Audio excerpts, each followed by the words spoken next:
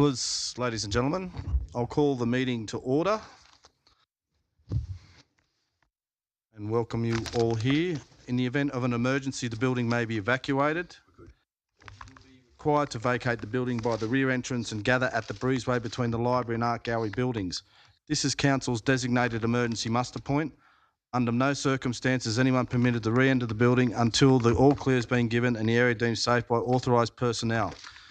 In the event of an evacuation, a member of council staff will assist any members of the public with a disability to vacate the building. Apologies for absence. There's none. And we've got Councillor Greenhalgh online. Yep. Can I get a mover and a seconder for that? Thank you, Councillor Floyd, seconded by Councillor McDonald. All those in favour? Aye. Against? Carried. This council meeting is being live streamed and recorded. By speaking at this council meeting, you agree to be live streamed and recorded. Please ensure that if and when you speak at this council meeting that you ensure you speak into a microphone. You are respectful to others and use appropriate language at all times. Orange City Council accepts no liability for defamatory or offensive remarks, gestures made during the course of this meeting. A recording of this council meeting will be made for administration purposes. 1.3 is acknowledgement of country. Councillor Peterson. Thank you, Mr. Mayor. I would like to acknowledge that we are meeting today on the traditional land of the Wiradjuri Nation. We gather as a council to make decisions on behalf of our community. I recognise that for tens of thousands of years, leadership structures amongst the Wiradjuri would also have made decisions and strategy from their community not far from here. We're honoured to continue this work. In a similar way, as I practice my employment as a doctor, I recognise that healing and therapeutic practices were occurring here long before the arrival of the system that I'm more familiar with. Therefore, through our governance work here tonight and all of our other work elsewhere, I'd like to acknowledge the original and traditional practitioners of our roles in this country. I pay respects to them and for those to come. Thank you, Councillor Peterson. Councillors, any declarations of interest? Okay, we'll start with Councillor Floyd. Thank you, Mr. Mayor. Yes, I've got a non-pecuniary, non-significant interest in item 5.6 of the General Reports, DA 551-2021. Orange Anglican Grammar School, as my daughter attends this school, and I will leave the chamber and not be voting. Thank you. Councillor Kinghorn. Thank you, Mr. Mayor. I have significant pecuniary interest in item 5.5, 320 Peasley Street, and 5.6, 7 Murphy Lane, as my husband's environmental consultancy has conducted work for the applicants on these sites. I also have a non-significant, non-pecuniary interest in item 4.2. As I come from Newcastle, I have lots of family there, and this is the service that I would use, but I will stay in the chamber and vote on that one. Thank you. Councillor Whitten. Thank you, Mr. Mayor. I have a pecuniary interest in the closed item 6.4. One of the aforementioned applicants is a board member of OCTEC, which I chair. I'll be leaving the chamber. And same for me as well. Councillor McDonald. Thank you, Mr. Mayor. I've got a significant non-pecuniary interest in item 5.6 as my parents live in that vicinity, and I will leave the chamber for that item. Anyone else? Councillor Peterson. Yeah, I've got 3 significant non-pecuniary conflicts. First one being in the report 5.6, as my children attend Orange Anglican Grammar School. My wife is involved in the PNF committee, so I'll leave the chamber, I won't vote. I also have a conflict of interest for closed meeting 6.2, due to a personal friendship I have with the coach of Emus Rugby, who also works in that premises. Leave the chamber, will not vote. Also have a conflict of interest for closed meeting 6.4, as I can be identified by my CV as one of the non-shortlisted nominees. So I will leave the chamber and will not vote. Councillor Miletto. Thank you, Mr. Mayor. Same with me with regards to closed item 6.4, leaving the chamber for that item. Question with regards to 7 Murphy's Lane. Quorum for that?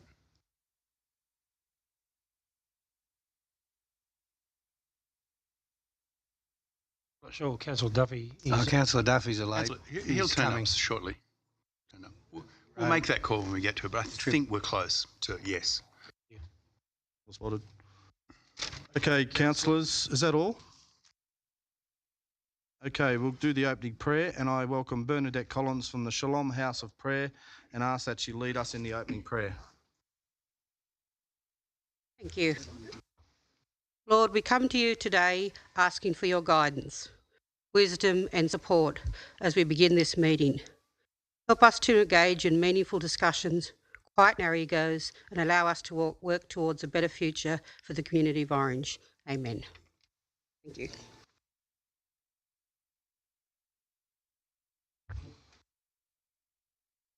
Okay, the council will now adjourn for the conduct of the open forum. We have 7 speakers.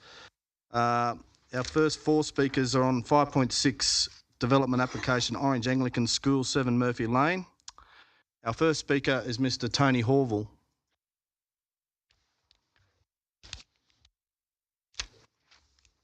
Mr. Horville, you have 5 minutes, and I'll just introduce the councillors. We've got Councillor Whitten over here, Councillor Greenhalgh online, Councillor McDonald, Deputy Mayor Councillor Power, Councillor Mallard, Councillor Peterson, Councillor Floyd, Councillor Evans, Councillor Kinghorn, and Councillor Miletto. Very much. Thanks for the opportunity. I'll be reasonably quick, I promise. My comments largely just relate around the travel and transport arrangements at the school and the issues, and more prescriptively at Murphy Lane and Mitchell Highway intersection. I think I could contend that location is probably the single biggest sticking point the school has had in both establishing itself and continuing to develop and grow into reach its capacity and where it wants to be.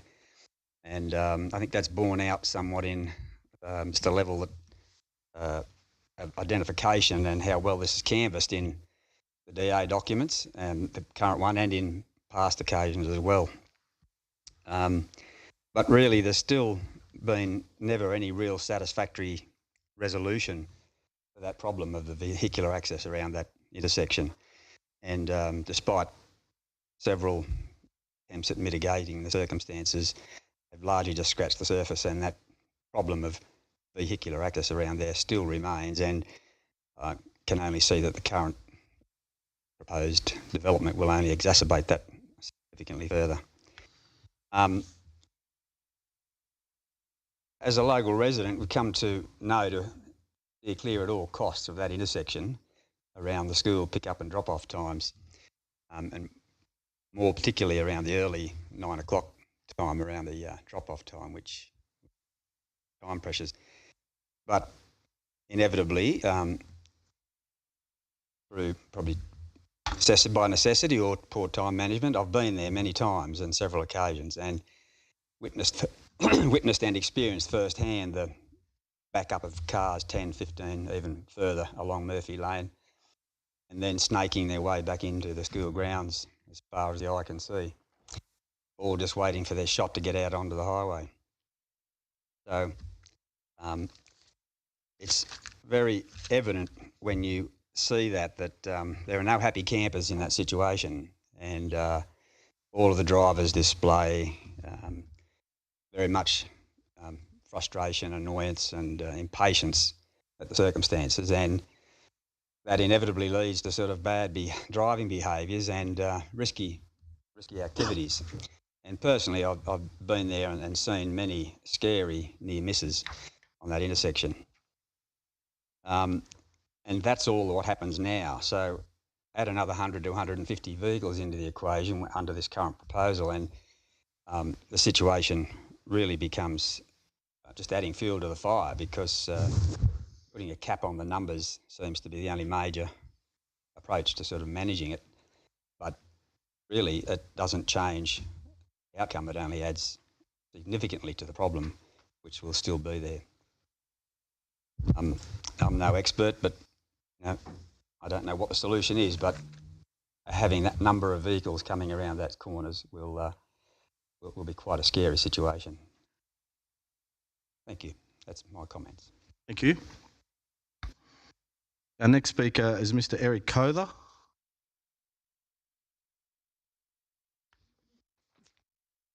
Councillors, I endorse what my neighbour has said about the intersection on Murphy Lane and the Mitchell Highway. My main concern is Hewitt Close. Hewitt Close was sealed about 25 years ago. It's never been resurfaced. It's had the odd pothole filled, but it's breaking up. Now, the EA says that all construction vehicles over 8.8 metres must use Hewitt Close. There's about 1,600 cubic metres of excavation has to be taken to the recycling centre, or resource centre rather, which is going to result in several hundred heavy vehicle movements, both the construction vehicles and the trucks carrying the spoil. Yet the DA says that there is to be no upgrading of Murphy Lane or Hewitt Close. So there was significant damage to Hewitt Close with the last upgrade of the school several years ago. There was a bit of patchwork done.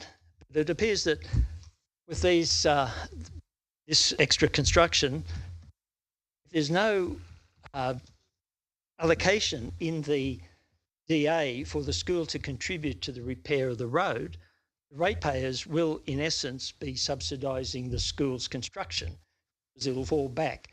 And it's noted in the DA that the roads within the school were not designed to take heavy vehicles, thus pushing all that back onto ratepayer-funded roads. It says in the DA that a traffic management plan is to be developed to ensure the safety of users in Murphy Lane. But there's no comment of Hewitt Close. That is where the heavy vehicles are going to be. A similar situation, but not with as many vehicles, occurs on the intersection of Gorman Road and Hewitt Close, with cars parking down there to pick up students, even though it states in their traffic policy that that's not to occur. It does, and when the parents or people in the cars are questioned, they say, "Oh, we didn't know, we couldn't do that." So either they do know, or the school is not conveying that message. That intersection is a problem, a real problem. The one on Mitchell Highway is a bigger problem, because there's going to be, we estimate, up to 1,200 vehicle movements a day, plus the local residents. I'll make the point that the school is not enforcing, or does not appear to be enforcing, its current traffic policy.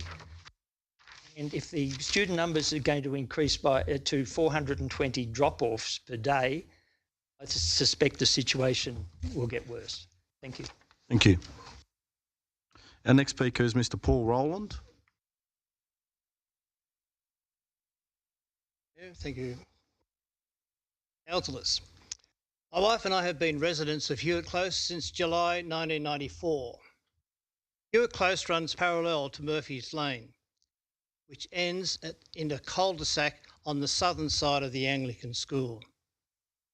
I personally have no objection to the Anglican Grammar School wanting to expand. However, I am bemused by the new proposed extension of the school. Will certainly be a far cry from its original concept that the school was to be looking rural. Interestingly also, the immediate residents to the school were informed back in 2007, when the school was initially established, that the demountables used as classrooms would be replaced by permanent buildings 5 years after the school commenced. 16 years later, the demountables are still used as classrooms, with a very much eyesore bank of air conditioning units running along the full length of the classroom that faces passing traffic. However, my concern with my presentation to Council this evening is that if the school were to be permitted to extend as per the submission before Council, then the school, the Orange City Council, the Department of Main Roads and the police need to seriously consider the safety of children who will attend the school. It is obvious many of the residents around the school that the present traffic procedures for students attending just does not work. Traffic is extremely congested each day as parents either pick up or drop off children at the school. The use of Hewitt Close for cars and buses to alleviate the traffic chaos that presently exists on Murphy Lane at the commencement and conclusion of the school day should be considered as totally inappropriate, far from safe for the students, parents and teachers. Hewitt Close enters Gorman Road at the end of a very steep gradient. Walking to and from school for students along Gorman Road after walking down Hewitt Close is very dangerous. There are no walking paths along either Gorman Road or Hewitt Close. Vehicles entering Gorman Road from Hewitt Close is highly dangerous, with limited vision in both directions, and not to mention the traffic that has little regard to the speed limit of 50 kilometres an hour. A bank of cars line up going down Hewitt Close would be considered a traffic accident waiting to occur. Presently, some parents park their cars along Hewitt Close or at the bottom of Hewitt Close, waiting for their children to walk down Hewitt Close to be picked up. These children obviously exit the school from the back gate.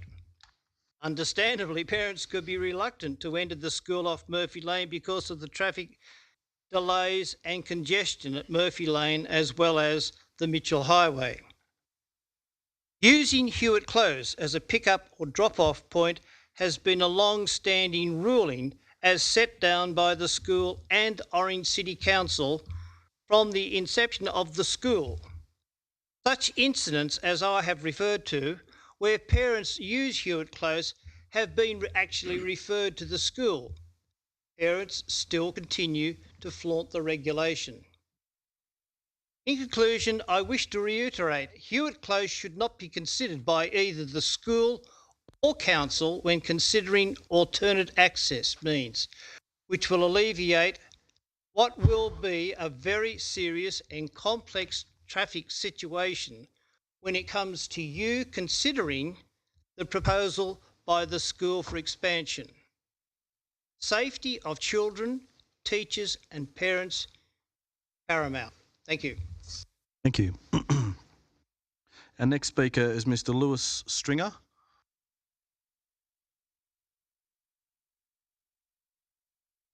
Thank you, Mr. Mayor. First of all, I'd like to say that I really do respect the reservations that have been mentioned, the access and public transport to the school. And it is of significance in duty of care that we do plan, put actions in place that will reduce the impact, particularly around the intersections on Murphy Lane. Can I say that extensive surveys have been done in our community to find out exactly how people are travelling to and from school.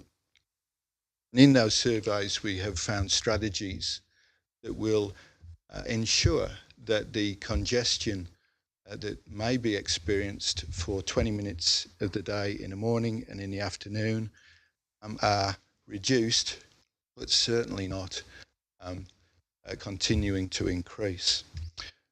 So concerned are we that no more traffic is congesting those intersections, is that we have, at significant expense to the school, purchased private transport in buses that are being delivered this weekend.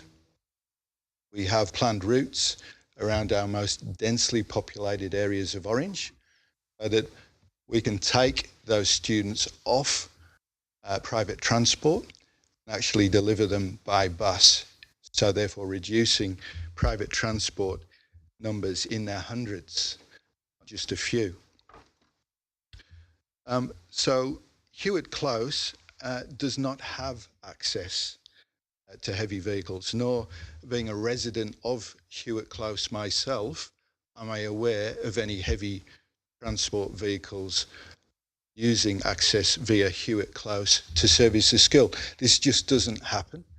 And when we contract people in to provide service to the school, we're acutely aware of providing them information of where to gain access. That is not by egress or access through Hewitt Close. Being a resident of Hewitt Close, I can testify to the fact that there are a number of students who do access the school by foot along Hewitt Close, and minimal cyclists. I would suggest 2 or 3. We do have a bike rack at the back of Hewitt Close, and I can say that at most there would be 2 or 3 bikes there. Okay. As I go in and out of the school, my children do the same.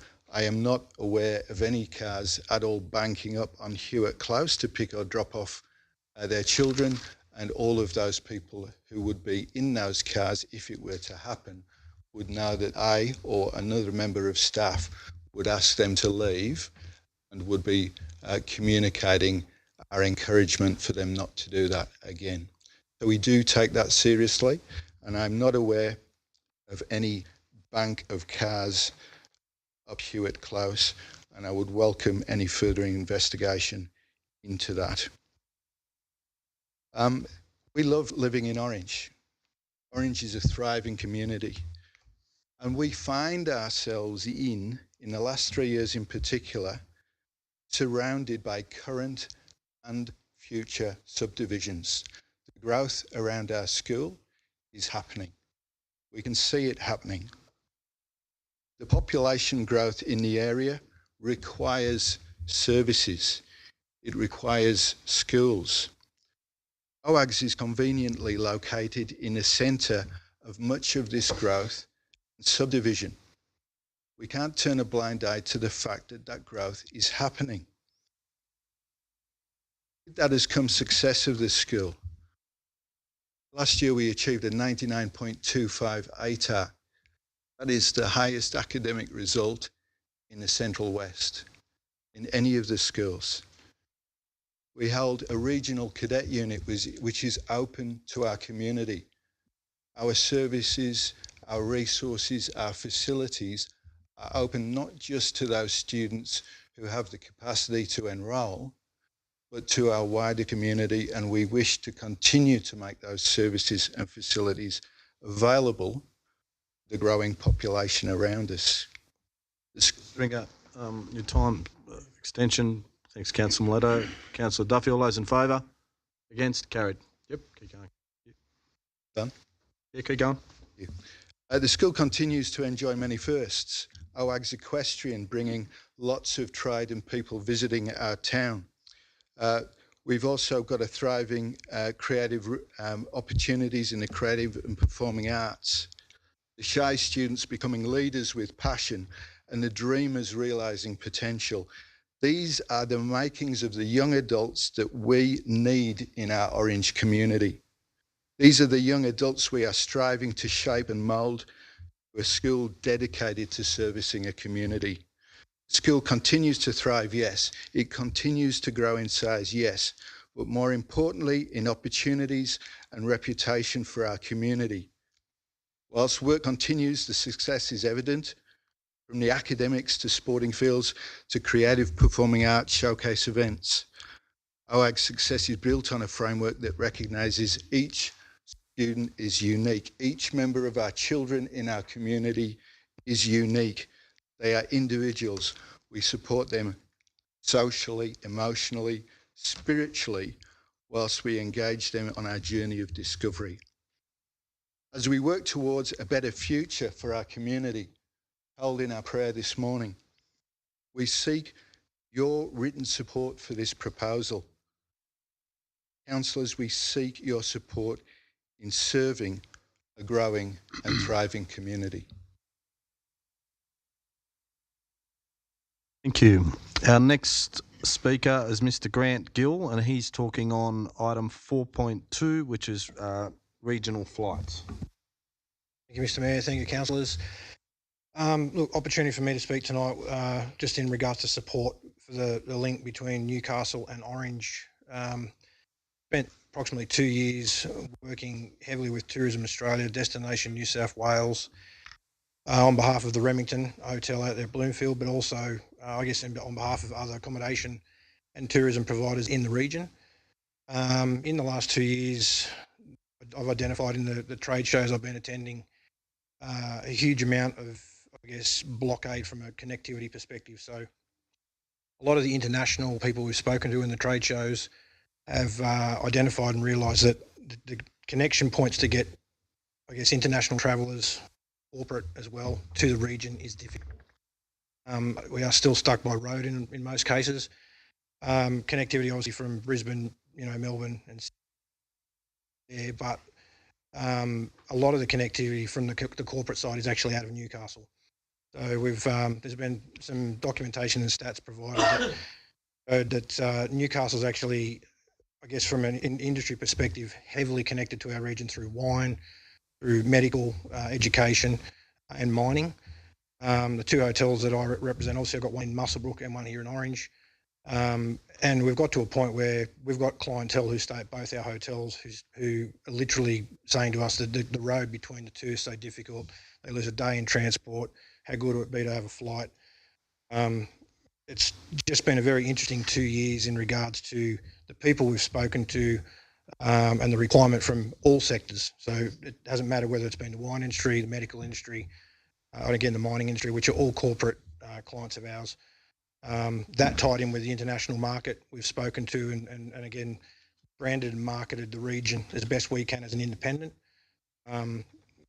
We've attended a massive amount of trade shows all up and down the east coast of Australia, worked with international tourism specialists and consultants ourselves, and it just keeps coming up, the connectivity thing. So from our perspective, I guess, as an accommodation provider and a tourism for the greater good, we believe it's probably overdue, and if anything, it's a critical link, I think. And now being international as well for Newcastle, it'll give us 4 or 5 international airports.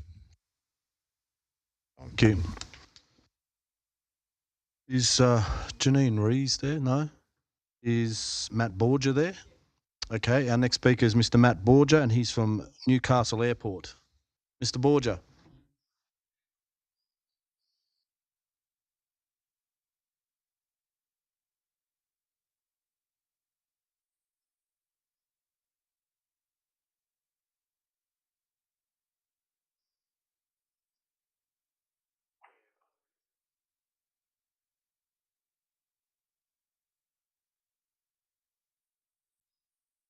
Out of Orange as well, and also with airlines as well.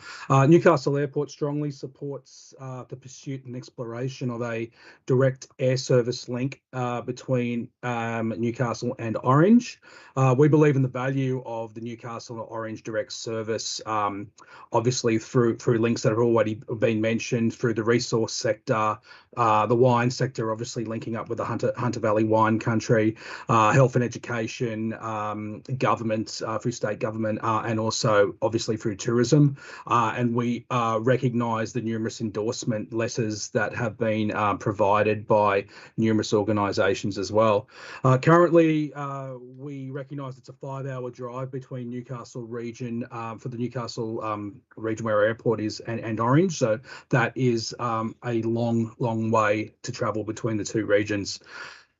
Note that our airport not only does service the population of Newcastle and the Hunter region, but we also serve our data that comes through our terminal. We service as south as the Central Coast, and as north as Port Macquarie, and as far northwest as Tamworth as well. So by the scope of our airport, we actually service a population of 1.3 million now, from that range, that geographical range we speak of, which is by comparison the same population as a city like Adelaide. So we are a large population that can connect up to Orange as well.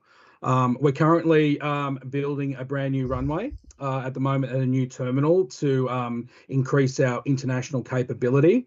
This airport runway has been funded by the Australian federal government and is due to be completed by late 2024, early 2025. Now, this will provide connection to us to Southeast Asia, to destinations via Singapore or Kuala Lumpur, We are in discussions with airlines from the Middle East as well. We're also in discussions through airlines through New Zealand and the Pacific, who will provide one-stop connections as well. But we do recognise that the international building of our airport provides another solution to Sydney Airport for international tourists travelling into the Orange region, but also for residents of Orange to fly between Orange and Newcastle and connecting out for an easier option. Also, from a domestic perspective, we now fly to 13 regions out of Newcastle Airport. Pre-COVID, we only flew to 7. So we are a progressive airport. We are growing extensively. And with the likes of new airlines on board, such as Bonza, which you would have read about in the news, strong relationships with the likes of QantasScript, Virgin and Jetstar, we are only looking to increase those connections to other destinations as well. We will work closely with Orange Team Orange, as I refer to you guys, on direct connections and conversations with airlines. We've already started to pursue those conversations already. We're committed to working for other requirements with regards to data collection, all those joint collaborations. We are a joint collaborator of an airport when we look to explore and potentially commence new services. And we excited about the fact that we could be an alternative connector point to residents of Orange, or as we alluded to, inbound business people or tourists coming into Orange away from Sydney, the hustle and bustle of Sydney. We're a much easier terminal, and will be a much easier terminal when we build our new one than connecting through Sydney as well. But I also like to recognise and thank the efforts of Orange Council on pursuing this route, and Jack as well, Jack Evans, for reaching out and making contact with us at Newcastle Airport. But again, in summary, Newcastle Airport fully supports the pursuit and exploration of this new service, and will work closely as a collaborating destination and airport to support this. And thank you for your time this evening. Thank you. Councillors, there's also a letter of support from Mr. Farraway on our table as well for this one. Okay, well that concludes the open forum. There are no mayoral minutes, and we'll go to 3.1 minutes of the ordinary council meeting held. Moved by Councillor Whitten, seconded by Councillor Power. Have a matter arising from this. We'll have to put it to the vote first, then a matter arising. Doesn't matter, does it? Matter arising is. Need to put them in.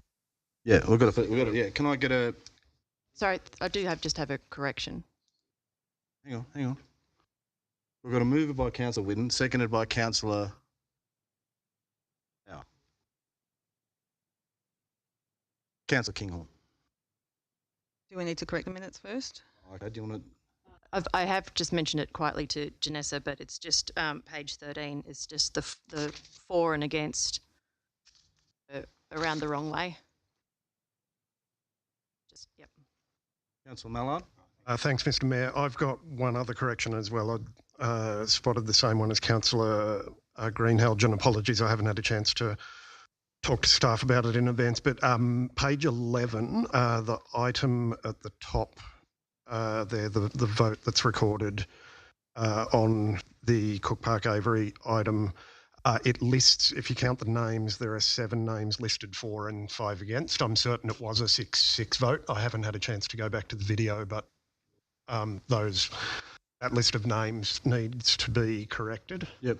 And then I've got a question, and I don't know if this may be a matter arising as well, but I had a question relating on page 17 to the proposal from the Greyhound Breeders Owners and Trainers Association item, because had the opportunity to review provisions of the Local Government Act about dealing with items in closed meetings, and I do have a question about how we dealt with that, because Section 10 of the Local Government Act says that the grounds on which part of a meeting is closed must be stated in the decision to close part of that meeting and must be recorded in the minutes of the meeting.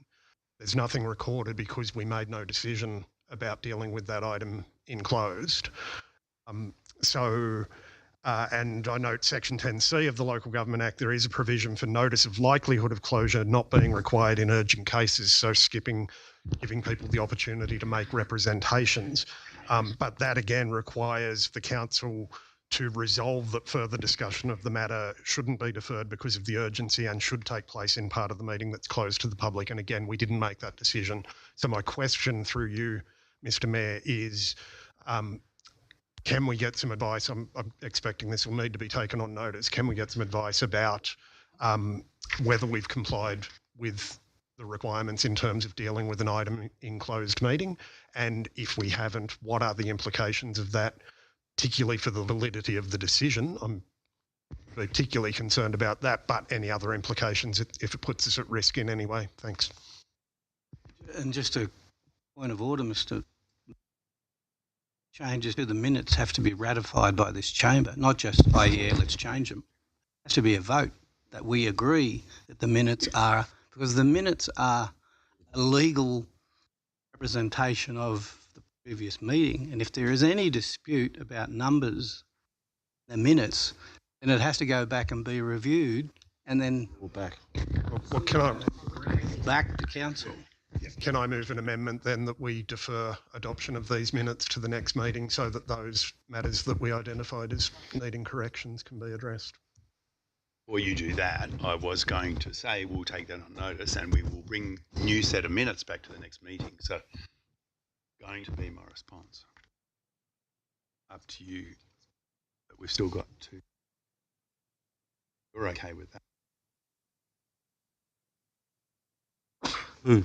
Councillor McDonald. The mover and second. The mover and the second. Are you happy with that? I think, Mr. Mayor, that it only needs to be the relevant pieces of the minutes. We can ratify other parts of the minutes.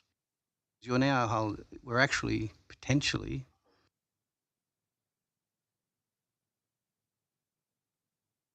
So happy to take out those pieces that are and then get them back being contested. Yep. That's my opinion. I'm only one councillor. Councillors?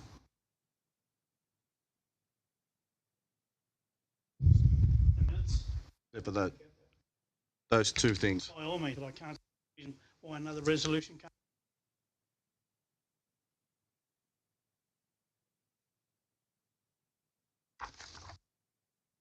Well, we can't vote. So yeah. We can do either method. It's up to the mover and seconder, I think, to decide which method they wish to adopt. Mover. Just take out the relevant ones that are being contested, other than Councillor Mc. And I'm yet to hear from Councillor. Is that a matter arising? Is it? Matter arising, yeah. So am I good to go? Agreed. New motion. Yep. Deal with that, and there's a matter arising. Okay, I'll move it. All those in favour? Against? Carried. Councillor Kinghorn. Matter arising. Okay, so I have a matter arising. At this meeting, I asked a question in relation to the Lord's Place situation. It's been suggested to me that the language I used was inappropriate and unfair.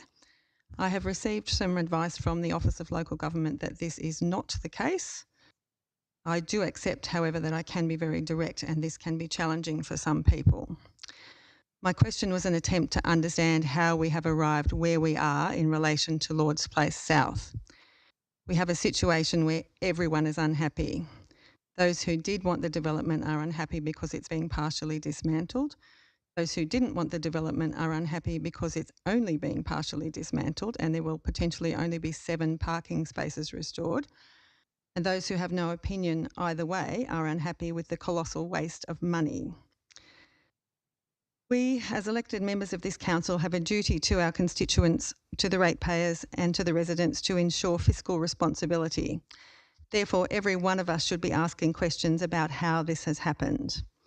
I asked why the information about there only being 7 parking spaces returned from the reinstatement wasn't presented clearly before the initial vote. Since this meeting, I have spoken with some of my fellow councillors who have stated that this specific knowledge would potentially have influenced the way they voted at the initial meeting. This therefore has a possible bearing on the outcome of that vote, and on that basis I would be remiss in my duty if I didn't attempt to find out how this happened. I do accept that there were probably multiple contributing factors, including the possibility that we had to do it all very quickly because of time constraints with the government grant. My intention here is not to pursue or persecute any individual, it's to try and understand how this happened so that we can learn from this experience and so that we do not end up here again. I would also like to advise that I will continue to ask any questions I think are necessary. Thank you, Councillor Kinghorn. I'll move on to notices of motion. 4.1, enhancement of recycling services. Thanks, Mr Mayor. I'll move the motion if I can get a second. Happy to second. I'll speak to it. Thanks. Yeah, I won't say too much about this one. Look, I think waste is a major issue that I think we as councillors should be grappling with. It's a major part of our operations. It's a major economic cost to us. It's a major social and environmental issue.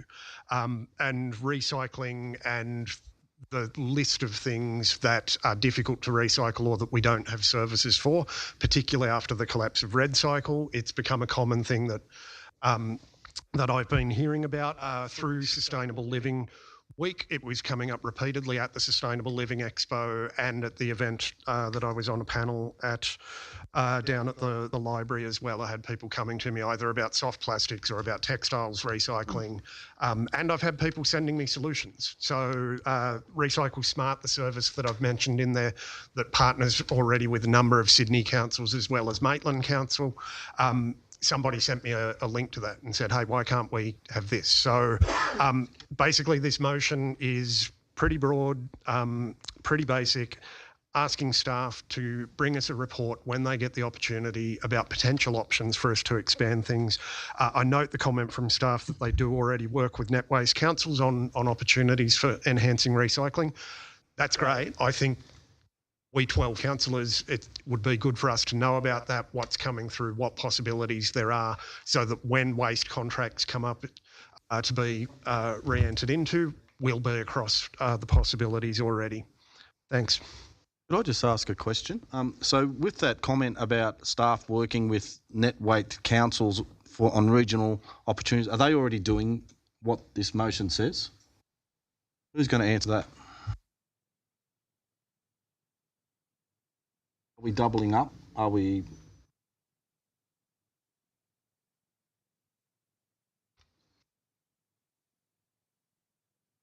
Yes, the intention of the staff comment was to let councillors know that we are continuing to look on opportunities for recycling on a regional basis through the Net Waste councils. But happy to report on those activities. Councillor Milletta.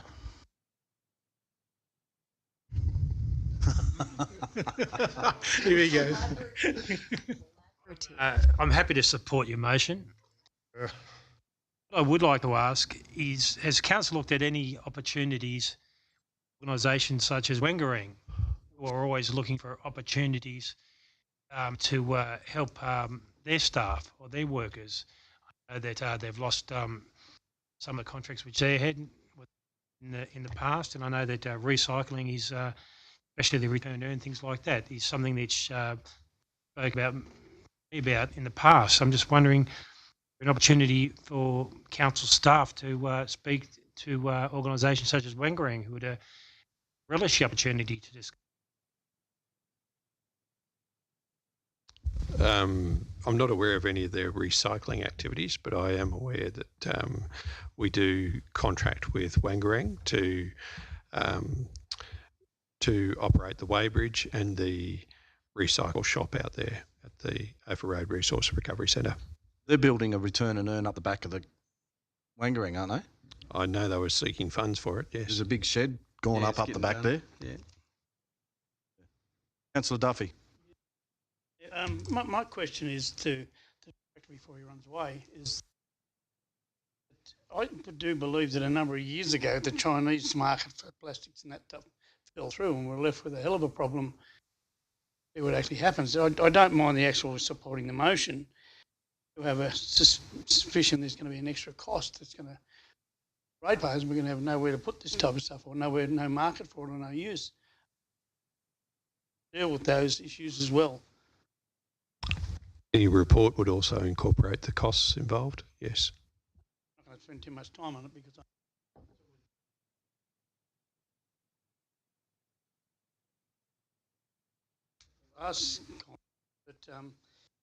tell me that NetWaste has been working on it. So, Councillor Duffy, can you speak into your microphone, please? I know you want to hear what I want to say. I'll speak there first. Thank you. Staff are happy not to spend much time on it. Yep, that's good. Councillor McDonald. Thank you, Mr. Mayor. Just, I suppose, a question through to you, to the staff. This just seems to be a little bit of a missing thing in terms of the paperwork. I mean, obviously, Councillor Mallard's lodged this as a notice of motion, and normally we get the staff comment, we get the financial or resourcing implications and the policy and governance implications, if there are any. But it's almost like there was an extra page that, I don't know, it literally looks like it was why I went back on there to see whether I actually missing a literal page, but it just seems like there's not, I don't know, that's just through to the staff. It just seems to be missing the usual bits that staff add to it. Comments on the bottom. No, but as I said, you normally have, as you can see with Councillor Evans's next motion, you normally have your financial resourcing implications and your policy and governance implications, and those are not there. That is the staff comment. This case. It is in this case. I don't know when the notice of motion was put forward, but it was given to me about to make a comment on it just prior to the council minutes going out. Okay, so those things aren't standard requirements when staff comment? Yeah, so in this case, doing a report doesn't necessarily involve any additional costs or governance issues. No, I know, but in the past, when there's no necessarily additional costs, what I'm saying is that it'll say no financial implications are noted or to be investigated or something. What I'm just essentially just trying to say, there's a missing section there.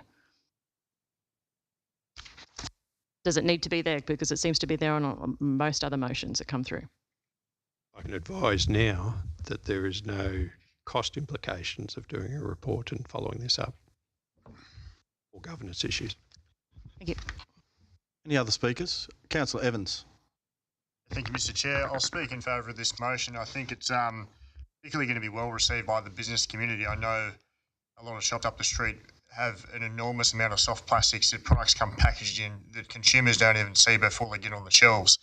Under the previous schemes, there wasn't even potential that to be accessed by the commercial market. So I think any investigation that comes forward needs to look at how businesses can get involved in getting rid of their soft plastics, because it's more than consumers see on the shelf. Thank you. There being no other do you want to close the debate? Yeah, I'll just close it up quickly. Thanks, Mr. Mayor, and thanks to those who've spoken. Yeah, and I guess to go to your question, Mr. Mayor, and I think the director alluded to this. Yes, council staff are already doing this. What I guess the motion is asking is, can councillors get a report so that we look at what's going on? And I've also thrown in a few specific examples that I hope the staff might be able to look at. In terms of yes, there's a cost to recycling, and yes, there's problems with the, as Councillor Duffy said, the China stopped taking recycling. That was hard plastics, you know, and we need to develop local options. But as I said, there's a cost as well. If we continue shoving stuff into landfill, and we keep using up our available landfill space, and we keep getting hit with levies relating to that, and those costs of us causing environmental damage are going to continue ramping up. We're going to come under increasing pressure to solve these problems, so let's try to get out in front of it, is my thinking. Thanks. Thanks, Councillor Mallard. I'll put the motion. All in favour? Unanimous. Notice of motion number 2 is regional flights. Councillor Evans, you want to move it? Have a seconder? Councillor McDonald. Councillor Evans. Thank you, Mr Mayor. It's a very exciting motion to bring before Council. It's a motion not just for Orange but for our region. I'll try not to rehash what I've written in the background because it's pretty extensive, but over the last 2 years we've gathered support from both the Hunter and Central West regions to can confidently bring this to this point. Particularly I'd like to thank Business Orange, Grant and Janine from the Remington, Matt from Newcastle Airport for getting this off the ground and continuing to be strong supporters of the project. As you'll see in the attachments and the one from the Honourable Faraway that's delivered one tonight, there is broad support from across industries as a link between the Hunter and the Central West. I truly believe this is the missing link for travel in our state. Will open up a number of opportunities for us once connected. Aside from tourism, the benefits in the corporate and commercial market will be huge. However, while the focus of what I've brought forward is Newcastle, we should keep in mind that this is just the tip of the iceberg for our region. With interest shown from Bathurst and the broader region in our airport, the opportunity is there for us to look at a number of options into the future as we undertake the proposed study. We have an excellent facility at Spring Hill that continues to grow year on year, and I welcome the opportunity to collaborate as a region and continue our growth to Newcastle and further afield. Whitten. Thank you, Mr Mayor. Thank you, Councillor Evans. Excellent motion. Orange has always prided itself and always spent a lot of money. I think it was 19 million we invested into the airport for this entire reason. And whilst it's not really a decision of council, we would certainly welcome any airline who wants to fly anywhere. I suppose the challenge is for us now as a council and the group is to speak to the airlines and give them the relevant data so they can do their business cases to see whether it's going to make them money. Because at the end of the day, airlines only fly if they make money. So we can get as much support as we need to say that we want to fly to a particular area. But at the end of the day, the airlines have got to be able to fill the planes, and there's got to be regular seats filled. In Australia, we're very similar to the US. We have a hub and spoking system. So smaller airports fly into larger airports, and then from larger airports, they fly to other airports. They call it the hub spoke system. Actually, it's not just in the US, but it's a global thing. But certainly we are doing unusual things at our airport. We do have direct flights to Brisbane. We do have direct flights to Essendon. Although the other two major carriers do fly to Sydney and beyond to those cities as well. And it's very difficult to get on any of those flights if you're flying directly to Brisbane and to Melbourne. So they are certainly well catered, and I'm sure the one to Newcastle would be the same. One of the areas that we're focused on the wine industries and the other holiday markets and bringing tourists to here. But the one that is probably a major area that we would focus on is defence. The Hunter region is a major area for defence. And we as a council moved a motion some time ago to put a steering committee together to work on what opportunities we could do with defence and bring into Orange or our region. And we've been working hard on doing that. So if we were to have the ability to fly directly into Williamtown Air Base, then that's just another feather in our cap to be able to promote what is it that we could do with defence. And most of the things that we've looked at recently are around the airport facility, and it is a good facility, and it would certainly, it is one of our major assets, our best asset. And to Councillor Evans, you're focusing on making that asset shine. So I'll fully support this motion to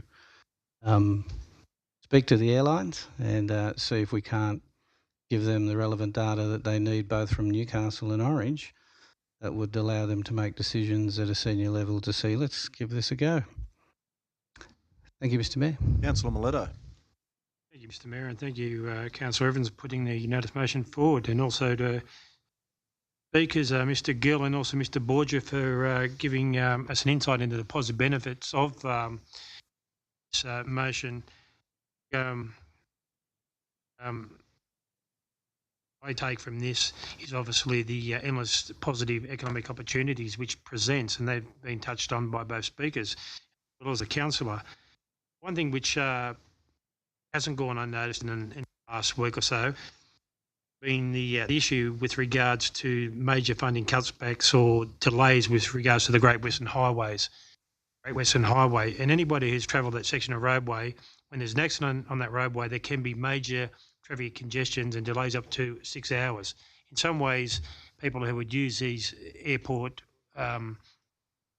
flights, should they be available, these would be a lot of professional people who, like all people, their time is important, but to cut down that potential delays, driving, which can take up to 5 hours, that's providing things run smoothly for you. I think this can only be a positive benefit, not only to Newcastle, but to Orange, and it would be the start of an excellent relationship. So I'll be supporting the motion. Thank you. Thanks, Councillor Mileto. Councillor Duffy. Yeah, thank you, Mr. Mayor. I agree with what Councillor Whitten says. It's number one, it's going to be a decision of the airline companies themselves. They're going to make the decision whether they're going to come here or not. But again, I come back to the situation is I'd be very keen to see what the business plan is from these airline companies and whether there's been any discussion with the current ones, whether it's going to take any business away from the current airlines that we have in and around Sydney itself. But again, it will affect us if we take someone on because we have landing fees and all those type of things taken into consideration. That is why I'd like to see a business case come forward to us to make an informed decision on what it is. But I tend to think that the airline companies themselves will have a fair say in what's going to happen. Councillor Floyd.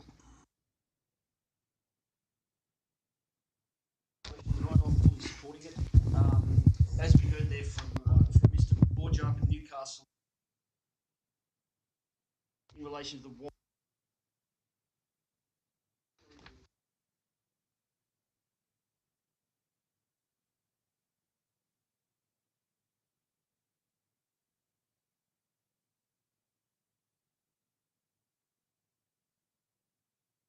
Sorry, Councillor Floyd, your microphone's not working.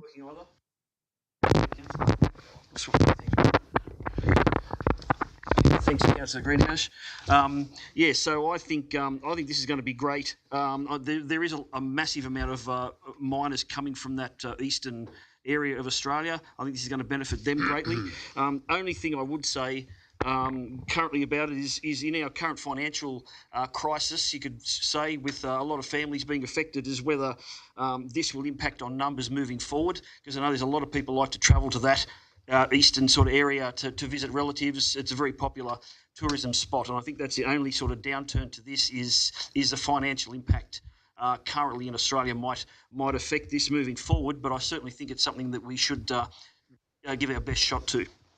Councillor Powell. Thank you, Mr. Mayor. Thank you, Councillor Jack Evans. It's just great to see a young councillor here looking for the vision of what Orange is and where we'll go.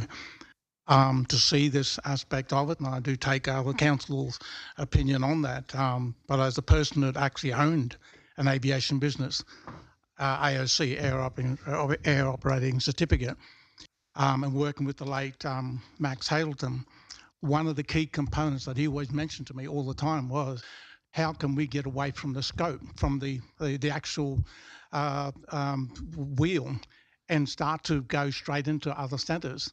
This actual motion will create an opportunity for a future. We're not looking at tomorrow, not looking at next year, we're looking at what the future will hold. So, Councillor Jack Evans, I recommend you and accommodate you for the initiative and also the foresight to looking at the visionary. As what we've heard from other speakers tonight, schools are growing, everything's growing.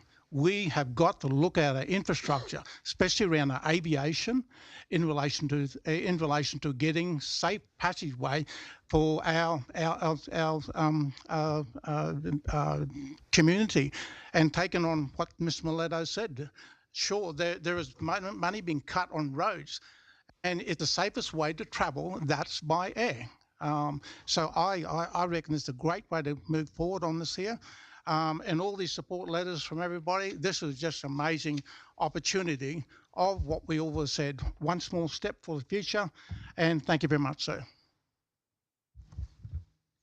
Councillors, I'll make a quick comment. I want to congratulate the previous councils who had the foresight to build that airport. They made the runway strong enough so they could take certain jet-propelled aeroplanes, and now we are reaping the benefit of it. And you've got Bathurst who are very interested because they don't have an airline. We've got the airport, so no wonder they're interested. So I think it's a great motion you've done. I've never seen so many letters of support for something. It's unbelievable. But and this could be the start. As we said, we look at Newcastle. We might look at Canberra. Canberra would be a good one. I know. There's always been talk about a route from Orange to Canberra. So maybe if we start this one, we have the airport. So let them come to us. Thank you. Yeah, Mr. Mayor, may I have just one more comment, please? Sorry, I know it's probably off the record, but in relation to the expansion, in relation to taking it to jet side, RPT, we will be required for security around the boundary, security with inside. Yep. Yeah. Just we as knew a that note. with bombs Note, when they sir. come. Thank you. Councillor Evans, you want to close the debate, or you're quite happy? Nothing further. Excuse me. Oh, Councillor Greenhouse, sorry. Sorry.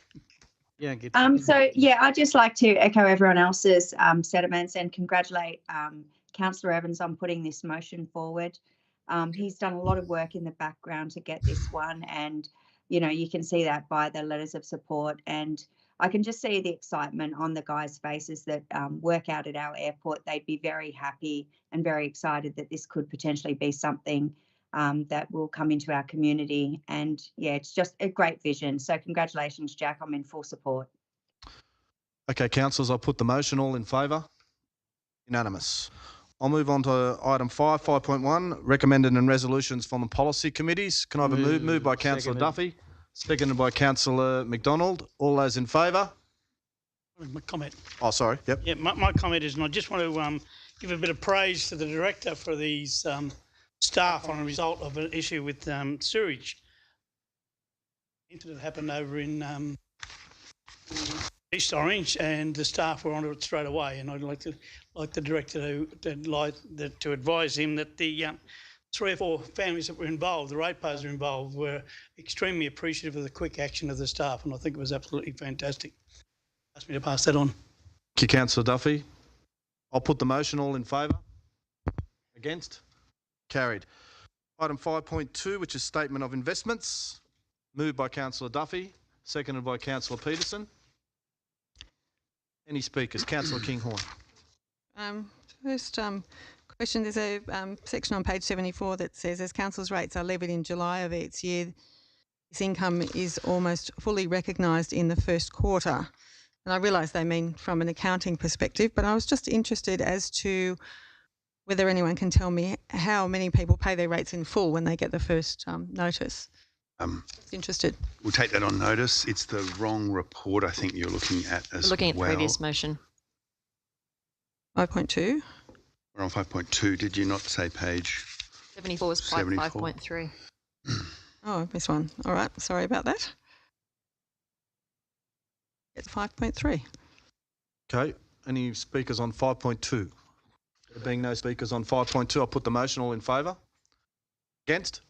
Carried. Item 5.3, quarterly budget review. Can I have a mover? Moved by Councillor Duffy, seconded by Councillor Peterson. Councillor Kinghorn. Okay, so I've already asked my question. Their rates in full. And I will take that on notice. Okay, all right. The other bit was page 78. It says that currently 29.65% of rates and charges are outstanding compared to 22.4% in the same quarter last year. How concerned are we about that? It seems to be quite a marked difference. I'll take that on notice as well. Okay, thank you. Okay, councillors, I'll put the motion. Any other more speakers? Question, sorry. Yeah, Councillor Greenhouse. Sorry. So just looking at page 74, saying that we received an extra 880K of financial assistance grants. I just wanted to make a point, as per Linda Scott at the local government conference, do we invite the federal members out to show what we're doing with the funds that they're providing? Because it's such a key thing that we need to be doing in our push to take those grants back up to the 1% of tax revenue. So I think it's important that if we don't do that, we start doing that so we can, just build those relationships a bit more.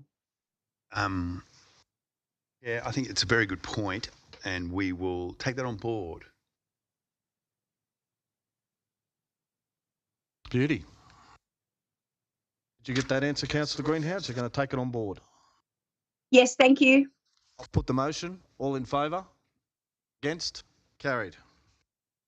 I'll move on to item 5.4, which is an invitation local government remuneration tribunal. Moved by Councillor Duffy, seconded by Councillor McDonald. No. My recommendation is going to be that we do not do a submission to the remuneration. Oh, okay. Wouldn't that just be voting against? To make a submission, so presumably or not. So no. Well, I think Councillor Duffy, Mr. Chair, needs to make the wording of a motion because he's got the floor and he is making wording of a motion. We don't want to make any submission to that. His motion is that. Just second that for discussion, Mr. Chairman. Not make submission. Full stop. And the reason why I say that, I normally support the councillors in 100% in the efforts that they do, but we've just gone through a process in the last 12 months, or even a little bit longer, 18 months, where we've seen the actual price of energy, electricity bills skyrocket through the roof. We've gone through, the ratepayers have seen this. They've seen all the costs of the materials and everything like that. Their foods that they go to the supermarket all rise through the roof. So they don't need us bothering them as well to increase our it's a little bit of a pittance one really, but I think it's not a good look for us to be doing it. Councillor McDonald. Look, I'll speak against the motion. I hear what Councillor Duffy's saying, but I mean, we're all ratepayers here too.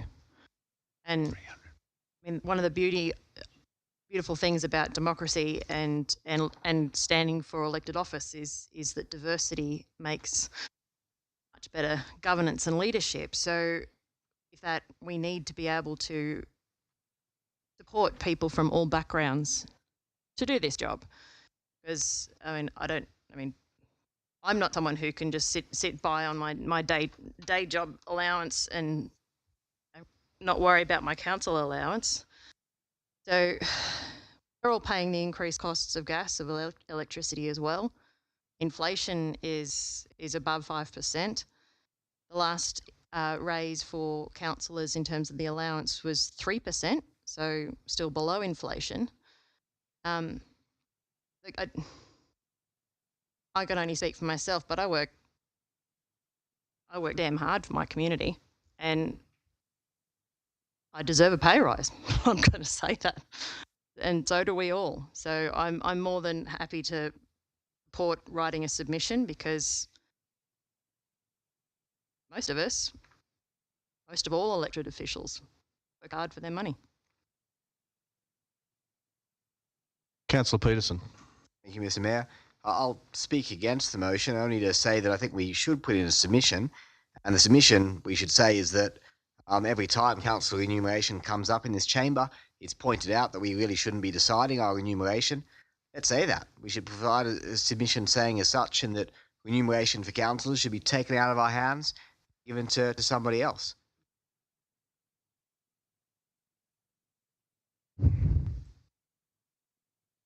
Are you putting an amendment up? I was just speaking against the amendment that we don't say anything, but trying to justify why I think we should say something. We should be a one-liner saying, like any other employee, that's not up to the employees. So, Duff, are you willing to put that as part of your motion?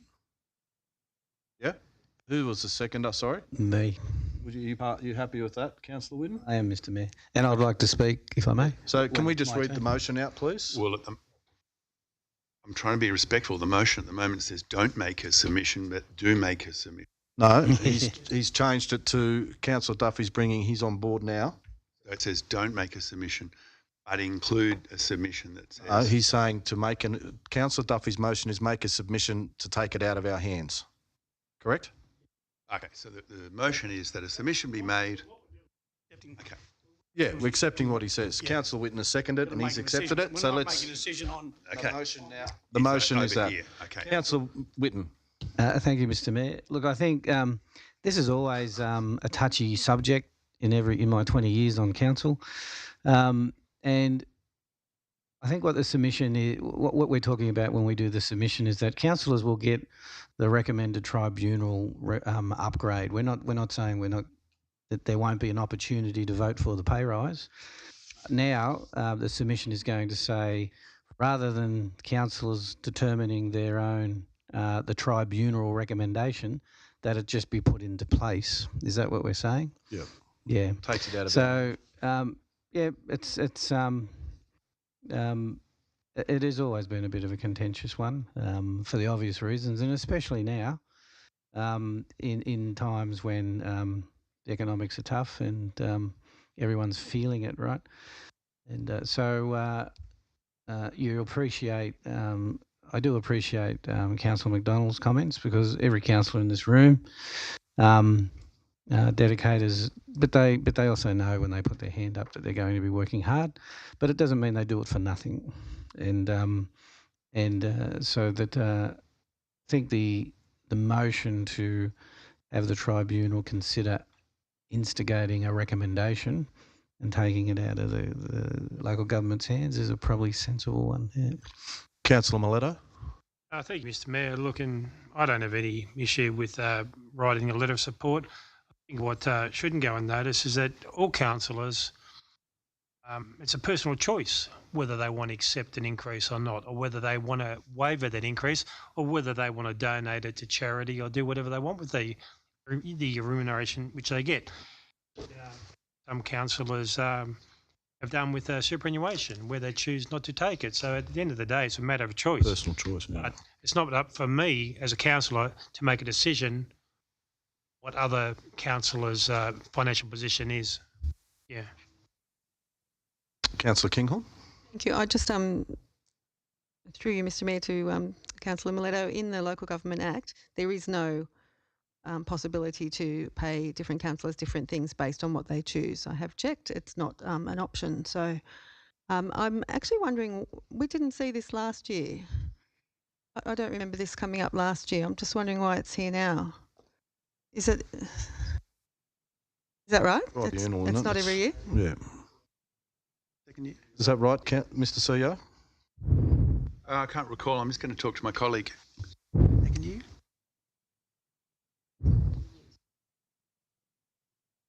Can't recall. Definitely there wasn't one last year. No, okay. But I can't remember the reason why. We have had them where we've just noted them. And whether it's every second year or third. Yeah. Okay. Thank you. We just read out the motion, please. That makes a mission and seeks matter of councillor remuneration to be taken out of the hands of local government. Councillor Duffy. Yeah, just to close the debate, Mr. Chairman. Just a little bit about IPART. I mean, we saw what IPART did earlier in the year, didn't we? As far as what they said, granted about the rate increases, they said, 0.7%. And the minister overrode it and said, you can pump it up to about 3% to get ourselves in the real world. So I don't have much faith in what the remuneration tribunal will come up with. Thanks, Councillor Duffy. Put the motion. All in favour? Against? Just a matter of rising, Mr. Mayor. We should have added into that motion that local government be recognised in the Constitution, then we wouldn't have to worry about it. Additional change is easy. Add it. Okay. Our next one is two planning issues. Councillor Whitten, you're the planning guru. You can come up or you can do it. I'll do it from here if you want, Mr. Mayor. Yeah, you got the lurgy. I don't want to touch nothing. Leaving the room. Is there any other declarations? We'll just wait for Councillor Kinghorn, who's declaring an interest in both items, I believe. Both items? Both items, Councillor? It is both items, yeah. Soon. Okay. For you, Councillor Whitten. Okay, councillors, I understand that we've got some pecuniary interests who have left the room. If any other councillor has any pecuniary interest, just remind me when we get to those items. And Councillor Greenhouse, just give me a yell out if I miss you, okay? If you wish to speak. Item 5.5, development application DA 182. The recommendations on page 97. Second. Been moved by Councillor Miletto, seconded by Councillor Hamling. Any discussion on this item? Being no discussion, for those councillors to my left, if you could just yell out if you wish to speak, because I can't see you. Peterson, would you like to speak? Getting ready to vote in favour. Get the arm in the right spot. All those in favour? Against? The motion's carried unanimously. Excuse me while I go back to the next recommendation. Councillor McDonald's leaving the room. McDonald. Councillor is leaving the room, and Councillor Floyd is leaving the room. Kinghorn is again out. You're all leaving. About Ingram Grammar now? Yes. Unfortunately, I'll have to declare an interest. You're declaring an interest? Reason being the company I work for does charters for the... Right. Okay, do you want to leave the room, Councillor Duffy? All right, we're dealing with item 5.6, development application DA 551, Orange Anglican Grammar. Just remind councillors that we are not determining the application, we are acknowledging it, and we can also write a submission in whatever way the councillors wish to write the submission. Councillor Miletto. Thank you, Mr. Chair. Look, I'm happy to support Orange City Council writing a submission. I just got a couple of questions, that's all. Major commentary has been around the intersection of... before we... Sorry, Councillor Miletto. I need a mover and a seconder. I'll second You're moving it? Get clarity. What sort of submission are you moving we submit? Yeah, I'll second that. Yep. My submission would be in support of it, but I just want through the director, relevant director, obviously there's some major concerns with regards to the traffic flow. Is there any proposal from Orange City Council to construct a roundabout at the intersection of Molong Road and Murphy's Lane in the future, which would alleviate... Well, it's part of the RT or whatever they're called now, but I'll let the director comment on that. That's their road. Whose? The RMF, or what do they call it? They've indicated they're going to... Call it the RTA. They used to be the RTA. Transport, DMR. whatever they want to be. Yeah. Some good information. Transport for New South Wales. Transport for New South Wales, there you go. 1,000. Thank you. Apologies to Transport to New South Wales. There's a number of options that are being considered at the intersection. I wouldn't rule anything in or out at this point in time, but it is also dependent on other potential developments in that area. Okay. There's nothing in the near future, but there's been discussions around possible changes to the intersection, yes. But in your submission, you could say, that's what I want a roundabout. In the submission, that a feasibility study to be undertaken with regards to whether Transport for New South Wales would support that, such a proposal for a roundabout to go in there. I know that we've had issues before with childcare centres where we've asked the applicant to contribute. I'm not saying that's the case here, because, and the reason I done what that included as the applicant actually contributing to the roundabout, because there are, what you've just said, is that there are other potential businesses or whatever maybe established in there. So I don't think it's fair to see just one the other. Hence the reason that I think it should be included. Representation be made to Transport New South Wales as to what their view wanted to be on it, and that a feasibility study be undertaken during the course of decision making. So Transport for New South Wales have been a referral agency, is that the correct terms? Yeah. So they've been referred, they're intimately involved with the development as far as understanding the development, and they haven't imposed conditions at this point in time.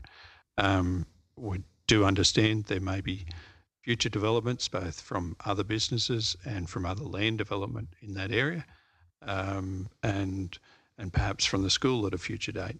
But at this point in time, there are no conditions set on the development by the referral agency.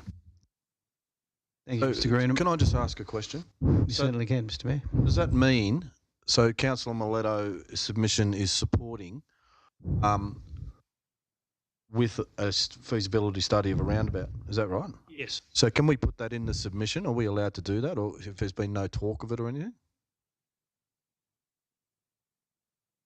I believe they're two separate issues. Because I totally agree with Councillor Miletto. I think if we know the traffic is a issue out there, you don't have to be blind Freddy to go out there and see that. And I do take note that there will be buses that are coming on the weekend to try and alleviate some of that traffic, but I don't think it's going to cut the mustard. So I totally support the school. I totally support the renovation. I do have my concerns about traffic. I wouldn't want to see an accident out on that. You know, if someone trying to run the gauntlet to get out there during a busy period. So what you could do is, because we're just another submission provider like the public, right? So you wouldn't want to have in our submission something that may jeopardise the approval, and you might say, but you want it for the future. And I'll speak when I get to my speaking, because I'll let the directors finish answering your question. The Transport for New South Wales were, as I said, a referral authority. They were intimately involved with discussions with the school and the school's mitigating proposals around traffic as far as putting on additional buses and the new walking track that's going up to the school. All were considered in that approach. So for this particular development, I feel it is a separate issue. I totally understand that, and I understand what you're saying. But what I'm saying, and I'm sure what Councillor Miletto is saying, we are foreseeing a problem out there, and I don't know how we get that into our submission without holding up. I can help with that in a moment. Yeah, I'll see if there's any other speakers first. Any other speakers for or against? I want to speak for it with the components already that the Mayor and Councillor Miletto are saying, but as what the speakers have said, you know, the growth of students, our young people, is developing in all schools, and it's good to, and I support the school 110%. And but when we're looking at the infrastructure to make sure there's safe passage for all these children, I do agree that there needs to be some sort of feasibility study to make sure that we are being at the front end or the front foot in relation to safety. Safety is paramount, and I do take Councillor Miletto's position in the safety management side of it too, on roads and stuff too. So, yeah, absolutely support the CL 110%, but let's just make sure that we are providing the right environment for safe passage of these children. Any further speakers? Yes, thank you. Councillor Greenhalgh. Thank you. Yeah, I would just like to echo Councillor Miletto's thoughts. I'm 100% for, you know, growing our schools and stuff like that. But I just totally agree, like the safety, it needs to be addressed. And I don't think we can, you know, just run the gauntlet on this one and just hope and pray that nothing happens, because I think we need to be proactive rather than reactive. So I totally agree with writing the submission and asking Transport for New South Wales to have a look at that. Thank you. Thank you, Councillor Greenhalgh. All right, I'll no further speakers. I'll speak. I believe I was the planning chairman that approved the building of the Orange Anglican Grammar about 2004, I think it was. I remember, Mr. Mayor, we went out there and it was just a orchard. There was an orchard and everything there. So Orange is very lucky to have such good schools, and Orange Anglican Grammar is that. And we foresaw at the time, our biggest worry with the grammar school was that intersection, even before it was built, right? And the other thing that we were worried about was students getting across the Northern Distributor to get to school. So we put conditions on, which are there to this day, that sort of asked the school to encourage the parents to bring cars to the school rather than the students walk. But certainly, as I say, we're blessed. As Councillor Powell said, we're blessed to have such good schools, and this is one of them. And any good city needs this type of infrastructure. We have to have it, but it has to fit in with the residential surroundings, and they have to work with their neighbours, which I'm sure they do. What we can say in the submission is exactly what you've said, Councillor Miletto, is that this area is going to get more busier. It's going to grow.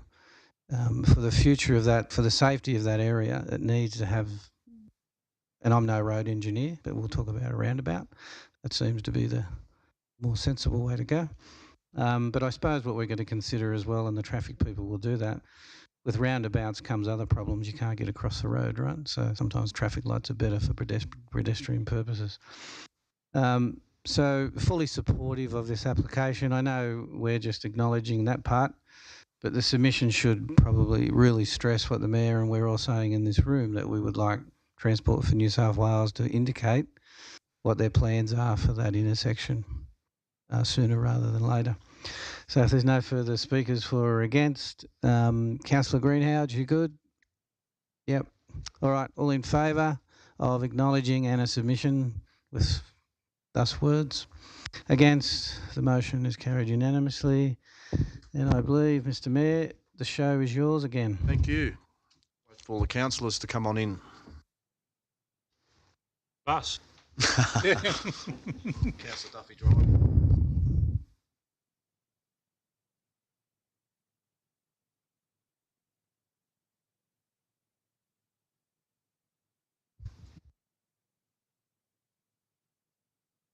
So from a process point of view, Might have gone.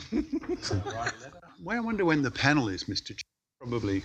I got a letter the other day. I think it's the end of this month. I got the 30th of November in my head. Yeah, everyone's allowed back in. Where are they? Oh, we're just having good old chinwaggon next door, solving all the world's problems. It was good. Oh, no. That's in there.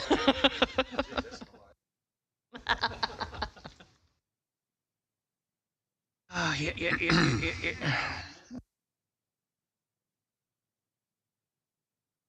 Right at the head of the table. Longer than the first one.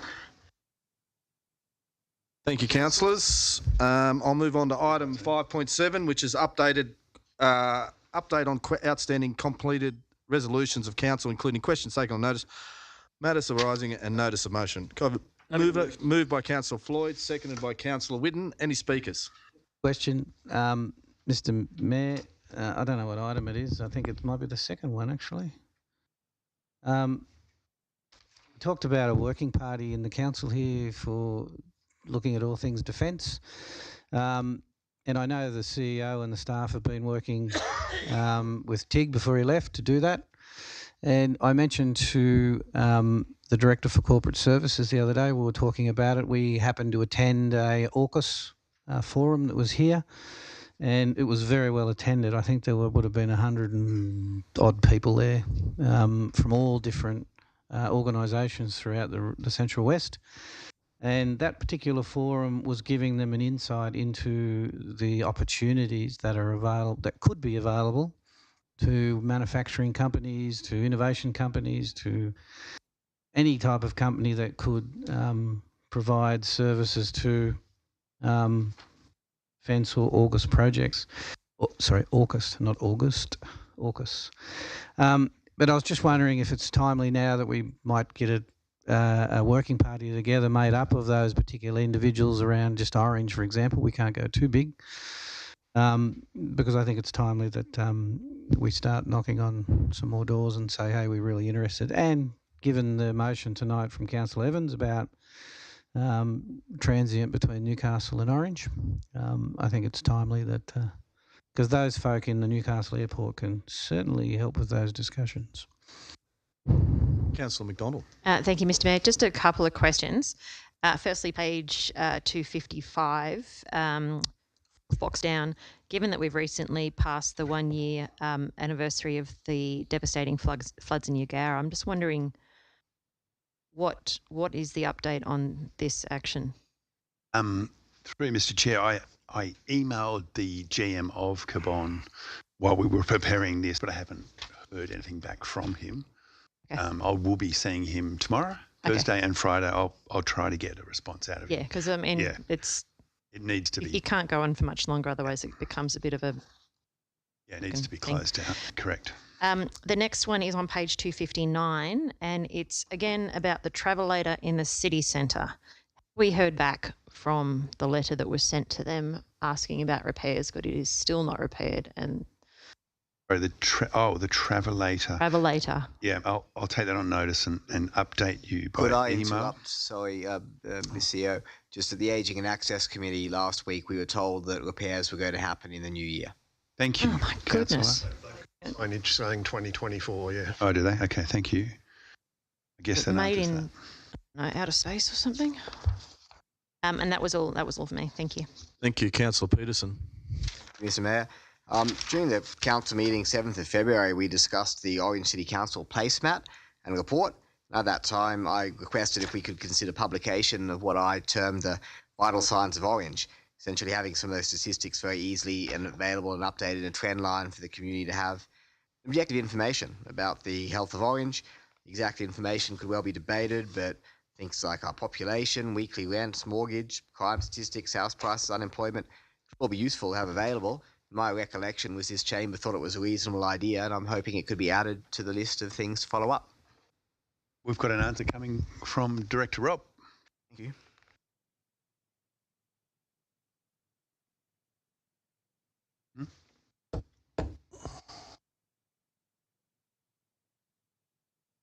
Mr. Mayor, I'm pleased to say that I have actually received the updated stats, and I will have an updated placemat to Council this week, which looks at some of those vital signs and those key statistics.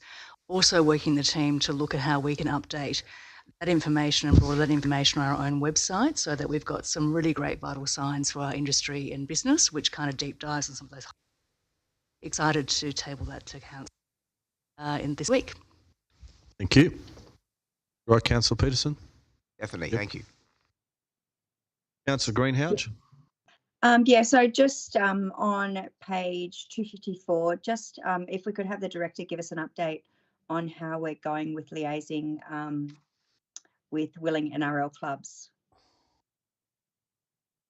Here he comes. Thank you.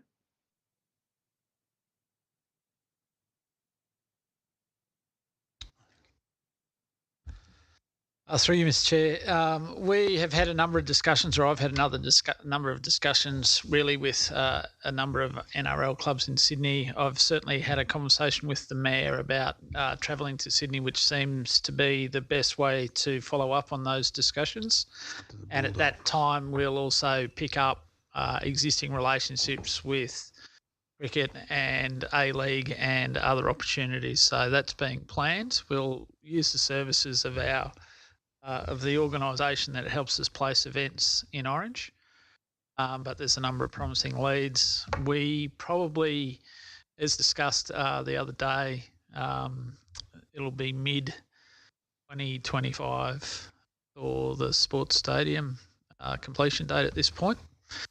So we'll be looking to hold events after that. Can I just point out that the Mayor has a real big conflict of interest if he goes to the Canterbury Bankstown Bulldogs to discuss any matters with them. So they should be struck off the list, okay? Well, also, I believe the Wallabies are looking for places to play. Big pardon? Are you happy with that, Councillor Greenhalgh? So yeah, we'll continue those talks early next year. That's correct. Perfect, thank you. Councillor Duffy. I've got two. The first one is on page 273, I think it is what it is. It's about the matter that we spoke about with our Director Maunder and his staff of doing an excellent job on the banners for the coming up, and I think we're going to have some good news in the next few days, and hopefully we'll be able to make a presentation at the next council meeting. But my next question is, bearing in mind my other position as councillor, as chair of the New South Wales Mining and Energy Council, we're going to have a seat at the table because you may be aware that the mining and resources, or the minerals and resources the funding has been abolished by the current government, but they're setting up a new program to put it together, and we've got a seat at that table. And you may recall, and there may be a printing glitch, that I put a resolution through this council that we have an update, or can be given design plans and costings for the rest of the southern feeder. Something that went through this council here, and I just want to know where we're up to with that, because I know the director said it was going to be around about 6 months. And it must be 5 months and 28 days, I think. Councillor Duffy, Mr. Chair, are you referring to a section from Woodward to Pinnacle or further? No, I'm talking about the complete road from Escort Way right around to, we're going around to Woodward Street. So designs are underway, and I'll take the question on notice as far as when they will be ready, as far as the shovel-ready project goes. Yep. While we're talking about shovel-ready projects, could I please get an update on the swimming pool, the master plan? With all the trouble we've been having with the pool, I'm trying to squeeze into a 25-metre pool in winter, which causes real big trouble. I really do think we should be endeavouring to see how we can build another pool or splash park area. No.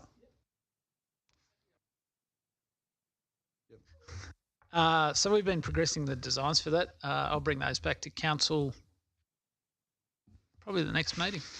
Cute. It's around 8 to 10 million for that facility. That's the one that we discussed around the dedicated learn to swim facility, which will free up the indoor swimming pool for lap swimming and rehab during winter. And the bucket and the splash park area for, correct? I haven't included that on the internal design for the swimming pool. It would be a modification of the existing facility. We've been focusing on the splash park up at the adventure playground. Okay. But we can look at certainly at the updating the play equipment inside the existing. Yep, I think that's a must. Pool for that. Thank you, Councillor Kinghorn. Thank you, Mr. Mayor. I have a couple of queries. The first one is on page 255, and it refers to the bulky waste service that we defer consideration for the purposes of investigation of a further option for all ratepayers to be charged a fee for a bulky waste service and for this service to be on an at-request basis as it's required. The says updated report to be provided to council. Can I just ask Director Greenham if that is big? We haven't done that because we're waiting for the next contract, and when is the next contract due for the? I'll take that one. Oh, thank you. We will come back to you next meeting with an answer on all of those questions. Okay, thank you. Second one's page 264. Is just a comment. The second last one, council supports the installation of solar lights along Wirrabarra Walk. Resolution of council actioned, and I know that Councillor McDonnell asked at the last meeting how that was going, and Director Maunder mentioned that the lights will not be solar lights, and I'm just wondering how that fits in with the resolution. Does it have to come back to council to be actioned as not solar lights? We'll take that on notice as well, and we'll be writing a memo to councillors on that. I've discussed that with Councillor Maunder, with Director Maunder. Thank you. Councillor Mallard. Thanks, Mr. Mayor. Just a couple from me. I think just wanted to comment on page 290, the Mayoral Task Force supporting people seeking asylum. Yeah, we have joined. I got to attend the first meeting last month. We were one of 4 new member councils attending that meeting. It is a great group. They were just wrapping up their sort of review of their strategic priorities and the things that they're asking for in light of some developments with the new federal government changing things a little bit, but yeah, they're going to be working on some good things from there, and also a good discussion about how to communicate. Obviously, they've got engaged councillors involved in the process on each of their member councils, and any other councillors are very welcome to go to those meetings as well. But they're going to look at communicating out sort of updates to all of the members of the member councils a bit more regularly. So all of the councillors are getting an indication of what is going on with their membership. And then the other item I wanted to mention on page 292 relating to the Sister Cities Community Committee and particularly the Friendship City relating to Ukraine, which mentions Dnipro as the area of focus. So we adopted that recommendation. Subsequent to that, I attended the last meeting of Rural Australians for Refugees Orange last month. I don't have the minutes from that meeting yet, unfortunately, so I can't remind myself of the city. But at that meeting, the chair said that they, through their connections with the Ukrainian arrivals in the community, their understanding is there is another city that actually there are more arrivals living in the local area than there are from Dnipro. So I will try to get that and pass that through the CEO so it can go to relevant staff. So they might that letter, that Dnipro letter. I think that went to. I think they were fishing. I think they went to. That was Melitopol that we declined. Oh, right. And then the focus was to be on Dnipro because I wasn't here for that. So, the staff understood that we had a number of arrivals in this area, which is true, but there is another city that we've got even more from, is my understanding from that meeting. And the final thing that I think is not actually an item in here, but since we've talked about working parties a bit, it prompted me to be reminded to say in the public meeting here that the 16 Days of Activism Against Gender-Based Violence Working Party has been going great with a lot of input from a range of community organisations, Rotary, as well as Housing Plus, Smith Family Health, Police, Live Better, and we've got 3 major events coming up starting this Friday with a twilight vigil, 6:30 at the South Court, weather permitting. Maybe an adjustment. We'll keep an eye on the forecast, and people encouraged to bring shoes to place, and we'll be joined by the inaugural Women's Safety Commissioner for New South Wales. Then next Friday, 1st of December, 10 a.m. in Robertson Park, wear orange and come down and dance the Nutbush. That one should be huge. I think we've got a lot of organisations and we've got schools turning people out to come along and have some fun. We've got Dance Academy providing training to get us all reminded of what we normally do just occasionally at weddings and other functions. And then Thursday, the 7th of December, in the Art Gallery Theaterette, we've got a business information session to try and encourage businesses to be aware of how they might recognise, respond and refer where appropriate any people they might encounter who are encountering issues with domestic and family violence. So there's more info on Council's social media, but yeah, just wanted to give it all a plug. Thanks. Thank you. I've got a quiz, Mr Mayor. We used to do the Nutbush at Emma's. Where was Emma's? Too old for me, mate. You were older than me. No one in this room knows where Emma's was. That lady down the back does. Where was it? Hotel Economics. I'll put the motion. All in favour? Against? Carried.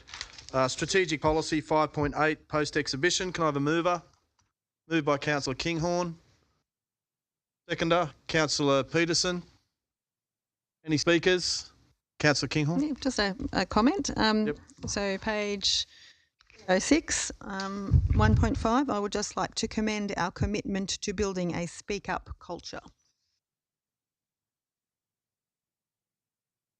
Thank you. Any other speakers? I'll put the motion. All in favour? Against? Carried. Unanimous. 5.9, small donations application. Moved by Councillor Duffy, seconded by Councillor Peterson. Any speakers?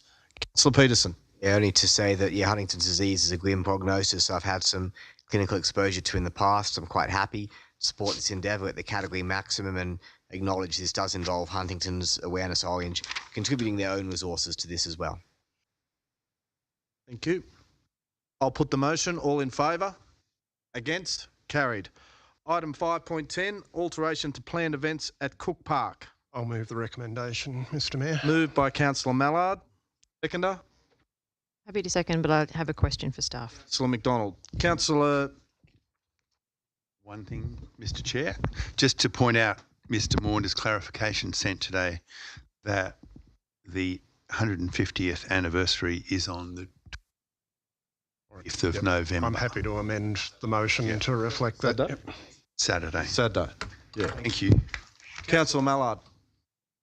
Thanks, Mr Mayor, and thanks to the staff for bringing this report and for working through the issues. Obviously, you know, this is a challenging issue to deal with, but it's one, as the report from staff notes, where we're dealing with threatened species, and we have to act appropriately to manage things. We're really fortunate, I think, that we've got a number of really good public open spaces that we can relocate events where appropriate. Unfortunately, one of these is an anniversary of Cook Park, so we can't do things with that. But I know the brass band have already relocated a performance down to Robertson Park, and I think being able to do the same with Australia Day is really important. So yeah, I appreciate the way, like, we've obviously seen the decision that Bathurst made in relation to Macadie Park. I think the way the staff are approaching it, I know we've adjusted the times that we're mowing in Cook Park to minimise the disturbance and the distress caused. And that's better not just for the flying foxes, but it's better for the community surrounding there as well, and the people who are going to use the park. So I'm glad we found a way forward where we're able to continue operating the park, but where we have events where we're doing what we can to manage and relocate those. Thanks. Councillor Peterson. Thank you, and thanks to Director Maunder for the report today, and certainly appreciate, says very clearly that we cannot interfere with the animals while they're here. I wanted to know if it was possible that when this migratory colony leaves, as I'm told they're likely to do in winter, if we can arrange or investigate options to try to discourage them from coming back. Hopeful that once they're gone, that's not interfering with them. And is there anything that other councils or other organisations have done to discourage it becoming a regular roost? Yep. Through you, Mr Chair, a number of councils have tried. It's notoriously difficult. They do tend to come back to whence they came. But we can certainly look into it further. I know some organisations have netted all their trees, for example, which makes it less appealing. Typically, all that happens is they find a tree that's not netted and settle there. So I know the City of Melbourne spent over $1 million trying to relocate a colony, and it moved across the other side of the river. It's just a difficult thing to do once they form their habits. We don't have these. This is the largest influx or largest colony we've had in Orange for some years. They do go up and down, so it just happens to be a large colony this year. But certainly, but the short answer is yes, we can certainly continue to investigate it. I'm going to speak against the motion. I think we could have the celebrations for the 150th of Cook Park this Saturday in that cornered area where we planted that garden near the, what do they call that house? Lowes Conservatory. That's the one. I know there's been markets there before. I don't want to, I don't want to put people's health at risk. Is there any way we can corner off where the bats are? I've just got a problem with us moving events because of bats. I would like to see, especially the 150th go ahead this Saturday, because you know we can defer it, but then you're losing the significance really because it's Saturday. So yeah, I'll be speaking against it. I'll speak, Mr. Mayor. Yep. Look, I'm speaking against as well for that particular reason. Like we've had these bats ever. This is the first time I've actually seen that we're moving events because we don't want to wake up the bats, right? Or to disturb their sleep. I knew there was a worry about the spread of disease to humans, but not because of loud noises and we might disturb them. So a question through you, has the committee for the Australia Day events been consulted? Have they been involved in this decision-making process? I reckon you need to sit up there.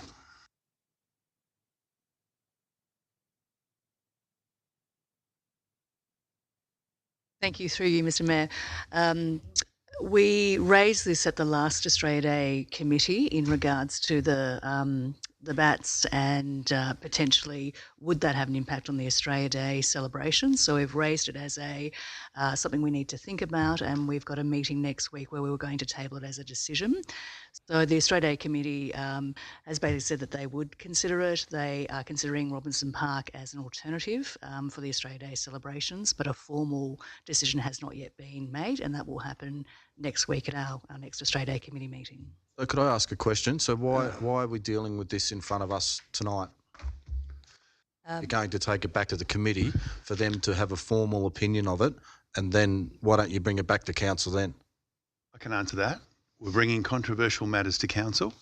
This was one of them. It gives some guidance to the committee what council's thinking, as we often do in reverse.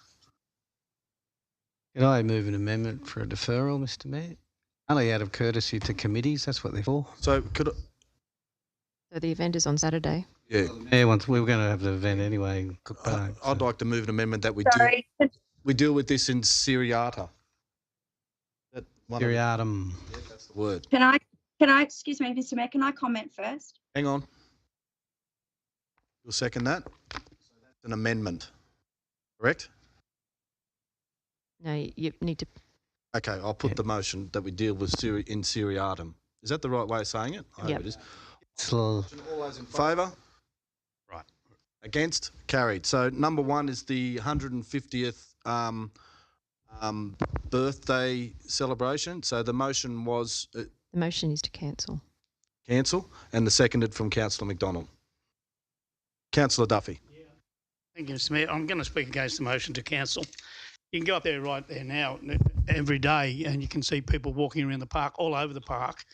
And the birds have only, the bats, whatever they are, they've only been there for 15, 20 years at the most. I mean, I've been up there all my life when I was a youngster. There was no bats there. I know my own family used to travel there when they were a bit young as well. There was no bats there at all. I mean, prior to that, there was no Cook Park.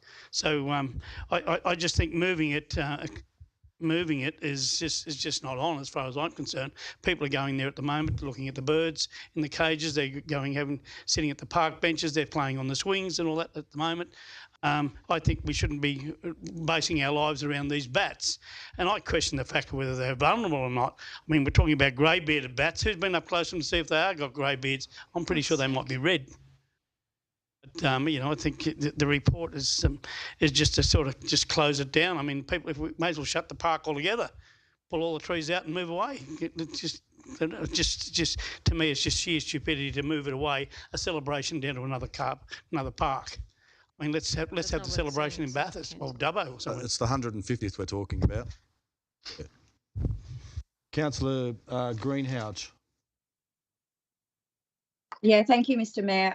I'll be speaking against the motion as well, and I'd like to know how different it is to the James Sheen Catholic High School having their photos for their grad there on Saturday. Through you, Mr. Chair, I suppose the noise is the main concern. So if we have brass bands, and as mentioned in the introduction through Councillor Mallard, we know that Brass Band has relocated its activities to Robinson Park for that exact reason. There are a whole lot of events planned for the day. Most of them were noisy. So matter for council to decide what they wish to do, of course. The event can be modified if they wish it to continue, make their own minds up as to whether they wish to attend or not. The actual formal anniversary is next week, where there's a tree planting, which will continue because that can happen. It's about the noise disturbing the bats, which is why we've had to change the mowing. So in council's hands, of course, as to what they wish to do. But the Thank you. event can be modified with its content. Councillor Kinghorn. Oh, thank you, Mr. Mayor. Just Mr. Maunder, in terms of what can be modified, I mean, reading your email today, there's obviously a risk of massive fines if we get it wrong. So that concerns me about going ahead. But with the modifications, can we make it so that it's no more offensive to the birds than what happens currently on weekends now? Again, it's a matter for council. A large number of people, I don't know how many would go. Bathurst, as an example, have closed their park. But there's nothing there. Public can't access it at all. Manage the risk. So it's your call, councillors. I get that mowing and brass bands and things are obviously allowed, but I can't. All I can do is present you with the information. Can I ask a question? I want to ask a question because we need to clarify for councillors. And I'm going to ask Director Rob. On Saturday at the 150th, because you know the event, what noisy activities are currently planned? Because then if we do have to modify it, it needs to be clear to council what we would drop. Thank you, Mr. CEO, and through you, Mr. Mayor.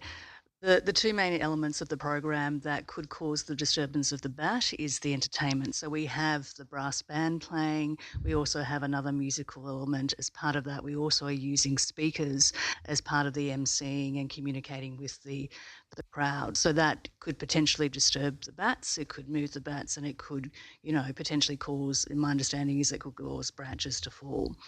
We could go ahead with the event with just removing those two pieces of the entertainment. People could still come and have a picnic in the park. We could do a ceremonial planting of a tree and a cutting of a cake. So it's just removing those two elements, the entertainment and the speaking, the PA system, which would cause a loud noise as well. Over where the observatory, whatever that thing is, there's no bats around there in that part of the park, correct? That's correct,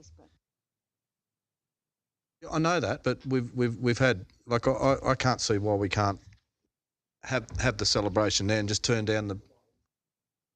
So in regards to people coming and having a picnic, that's the area that we had designated for the event. So around where that the little rotunda is and where that that area is at that side, Mr. Mayor. So it's exactly where we'd be encouraging people to come and picnic, not down underneath the trees where the bat.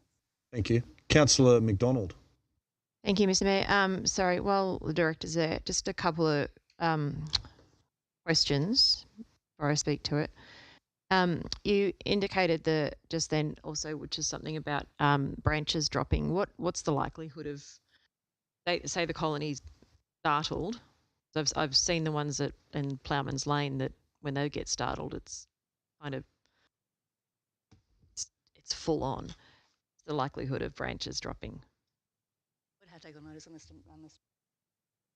Because obviously there's a safety issue there. But the reason we're looking at removing the entertainment is because of that potential risk with the disturbance of the loud noise and the amplification disturbing the bats. So that's the risk judgment. Okay. And in terms of the event, it's for the tree planting, is that just basically what you said? Yeah, but basically in terms of the quiet version, that's the picnic, that's the cake cutting, that's... Yep, so we could still have the cake there. We could still have, people cutting the cake and talking as we are talking now. We just wouldn't amplify that with any microphones or But it'd essentially speakers. be what's happening the following week. Like we'd essentially be doing the same thing twice as an event. If we cut out the amplification side of things. So basically, if we cut out the application, we still have the banners on the main street. We still encourage the community to come have a picnic in the park and enjoy the park. We can cut a cake, and we were actually going to do the tree planting ceremony on the day. But if we weren't going to have the ceremony, we'd actually do that the next week. Okay. Of the program. My next question is that there were a lot of, I heard a couple of weeks ago that there were an average of somewhere between 20 and 30 pups being dropped in and around Cook Park. Is that rate still continuing, and do we know why they're dropping the pups? They are. Baby bats. We're collecting the pups in the mornings when the guys turn up and ladies turn up for work. There's no known reason. It is happening. It is happening across the state in multiple locations. It's not uniquely to Orange. no one really knows why. We've collected some and frozen them and sent them off for research. So there's different theories, but no known reason. Okay. And if they were startled, is there a risk that they would drop? Absolutely. More? How do we get on with emergency services vehicles? We don't have fire engines go up that street. Like, I've never heard this before. No, I'm still Councillor, still so speaking. you've asked your questions. You're speaking. I'm speaking. Look, I'm speaking for the cancellation of it, but I understand that it's a really important milestone. It's definitely something we want to celebrate, but they're protected by law, and unless I get that Councillor Duffy's family's been here since day dot, but unless they've been saving for that long, I don't want to have to pay that fine from council coffers and justify that to the ratepayers. I think that there's probably an avenue of doing something maybe after they've gone to really mark it, but we're guided by the legislation. Councillor Mileto. Thank you, Mr. Mayor. I think council taking all reasonable steps to prevent the disturbance of the bats where possible.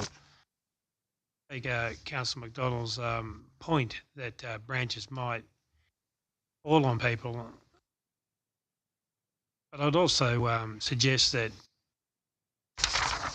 common sense approach by anybody in the park not to stand under a tree.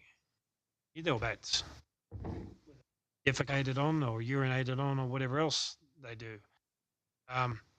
Assuming that council would take all reasonable steps to cordon off an area where the celebrations would occur, the appropriate signage erected, warning people safe areas to stand, but obviously difficult situation, and whatever the outcome is, I mean, it has to be managed accordingly.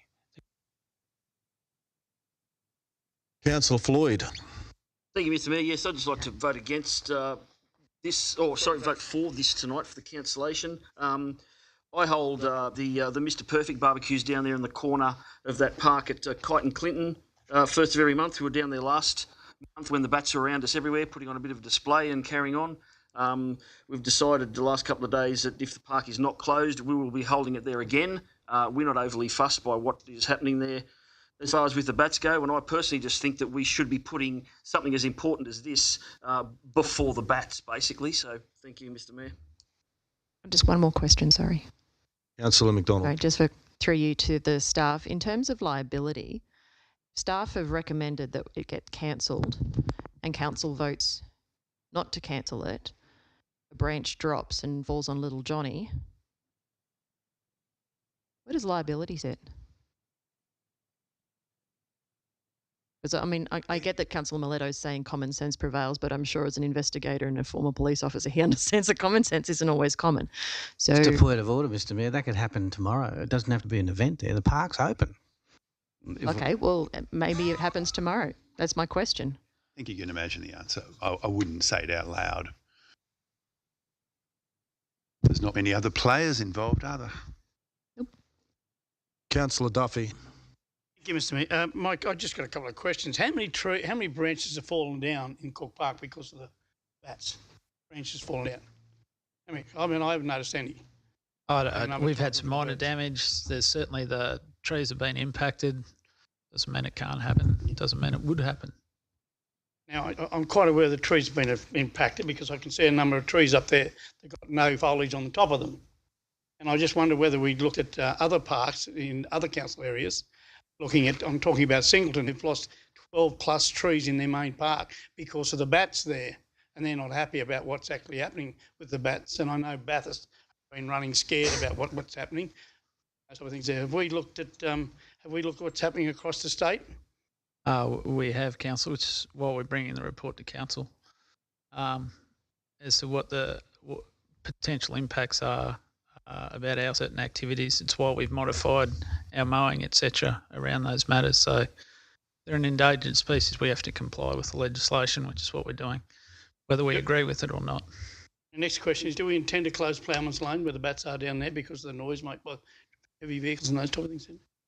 It's not a council land. It's not council land or thoroughfare. This is, and it's a controllable event. The traffic will still run down Summer Street.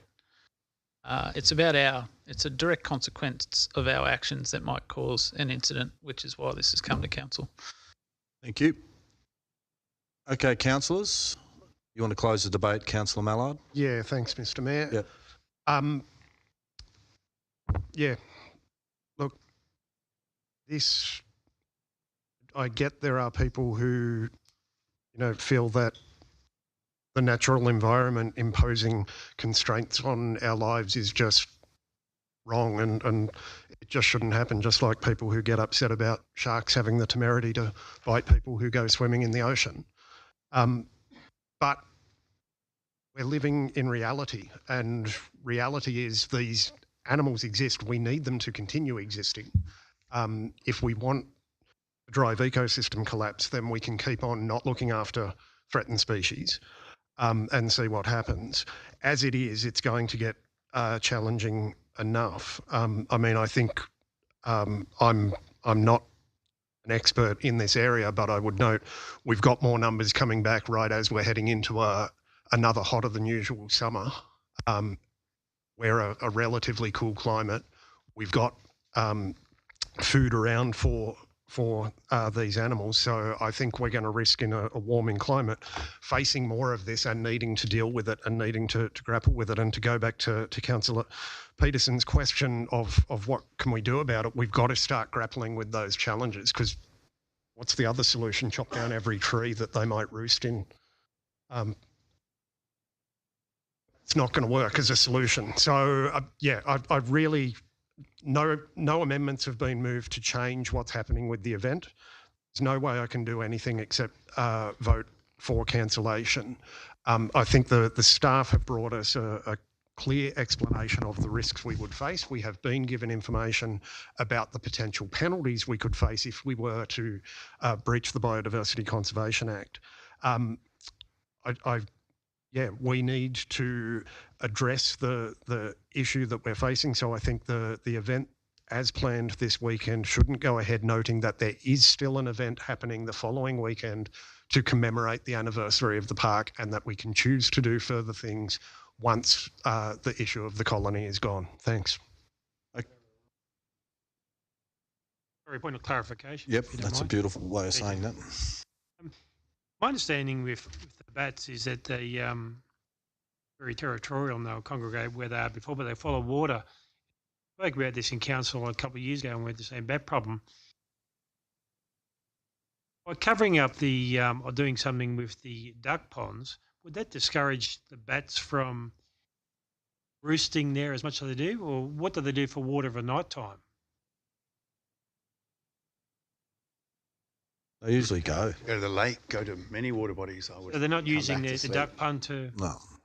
They feed on the orchards. Yeah. Sorry? Can I, through you, Mr. Mayor, can I have a point of clarification as well? Yep. I'm just really confused. Like if it was okay to have graduation photos there on Saturday when there's that many people, it's not funny. I'm just really confused. And if we think it's such a risk, it was a risk last week. Like, why don't we just close the park if it's that big a risk? What's your point of clarification, Councillor? That why is it okay last weekend to have like that many people there, but for the, this week it's not? Like, I'm confused. I suppose the issue is the amplification of the microphone. So if you have a gathering in your backyard and there's people talking, that's fine. If you play loud music in the backyard, that's entirely different. So that's the best example I can give you. So a brass band, singing events, amplified music, amplified over speakers is a lot different noise to 400 people gathering and having a normal conversation. So that's the difference in the James Sheen photos versus this planned event. I get that, Director, but like it's still a risk that the limbs can fall on that many people. Like it's not just all about the sound. The sound disturbs the bats, which scares them, which makes them take flight. Then they feed off each other, which causes the branches to fail. So that's the issue. Thank you. Thank you. I'll put the motion. Can I just clarify that? So the motion will be cancel it, or otherwise it will go ahead without any modification. There's going to be modifications, I thought you said. Director Rob, did you say that?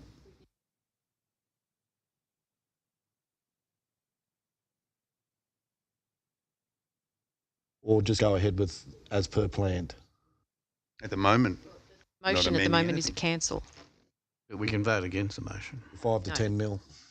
Now I'll put the motion. All those in favour?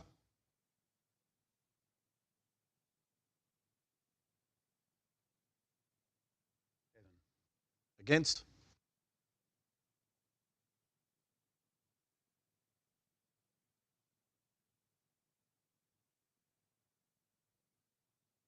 Decision motion foreshadowed. Councillor Duffy. That won't come till the next meeting. System.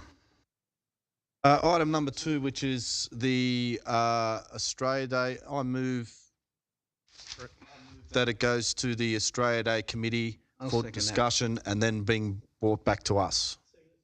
Seconded by Councillor Whitten. Any discussion? Power. Thank you, Mr. Mayor. I actually sit on the Australia Day Committee, and we have discussed Robinson Park as an alternative for the last couple of years since being on council.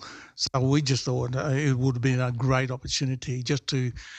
We spoke about at length how we could actually set it up, where we could actually set it up. As a decision just to get away from Cook Park 2 and the bat. So it's been on our discussions for 2.5 years since I've been on council. So it'll come back to council, but after your next meeting. Yes, sir. Thank you. Any Councillor Mallard? Yeah, happy to support that as a way forward, Mr. Mayor, given we've got the time to consider this one, take it to the Australia Day Committee. As the Deputy Mayor's noted, there are alternatives available. So, yeah, I think we can work through that. Thanks. Okay. Being no other speakers? Yep. Councillor. Sorry. Yeah, so, yeah, I'm happy to support it as the Deputy Mayor said, because, you know, it'd be crazy for me to say that it's not okay to have the one in Cook Park now, but it is okay when we get to Australia Day. So, you know, I think we've almost got to move it. Thank you. Okay, councillors, there being no other speakers, I'll put the motion. All those in favour? Unanimous. Unanimous, yeah. Councillors will go into close. The Chief Executive Officer will now advise the Council if any written submissions have been received relating to any items advertised for consideration by a closed meeting of Orange City Council. We have had no such submissions, Mr. Mayor.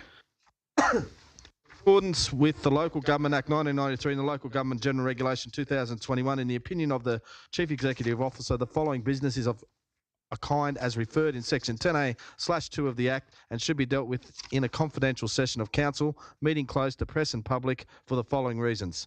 6.1, tender subdivision construction 94 Woodward Street. Item 6.3, lease hangar, Lot 2, DP 230430. Item 6.6, social and affordable housing at Woodward Street. Section 10A2C, information that would be disclosed confer a commercial advantage on a person with whom the council is conducting or proposes to conduct business. Item 6.2, lease Endeavour Oval at Emus Rugby Club. Section 10A2D, commercial information of a confidential nature that would, if disclosed, prejudice the commercial position of the person who supplied it. Item 6.4, skill set member council, nominees to direct the position of skill set board. Section 10A2, a personnel matter concerning particular individuals other than councillors.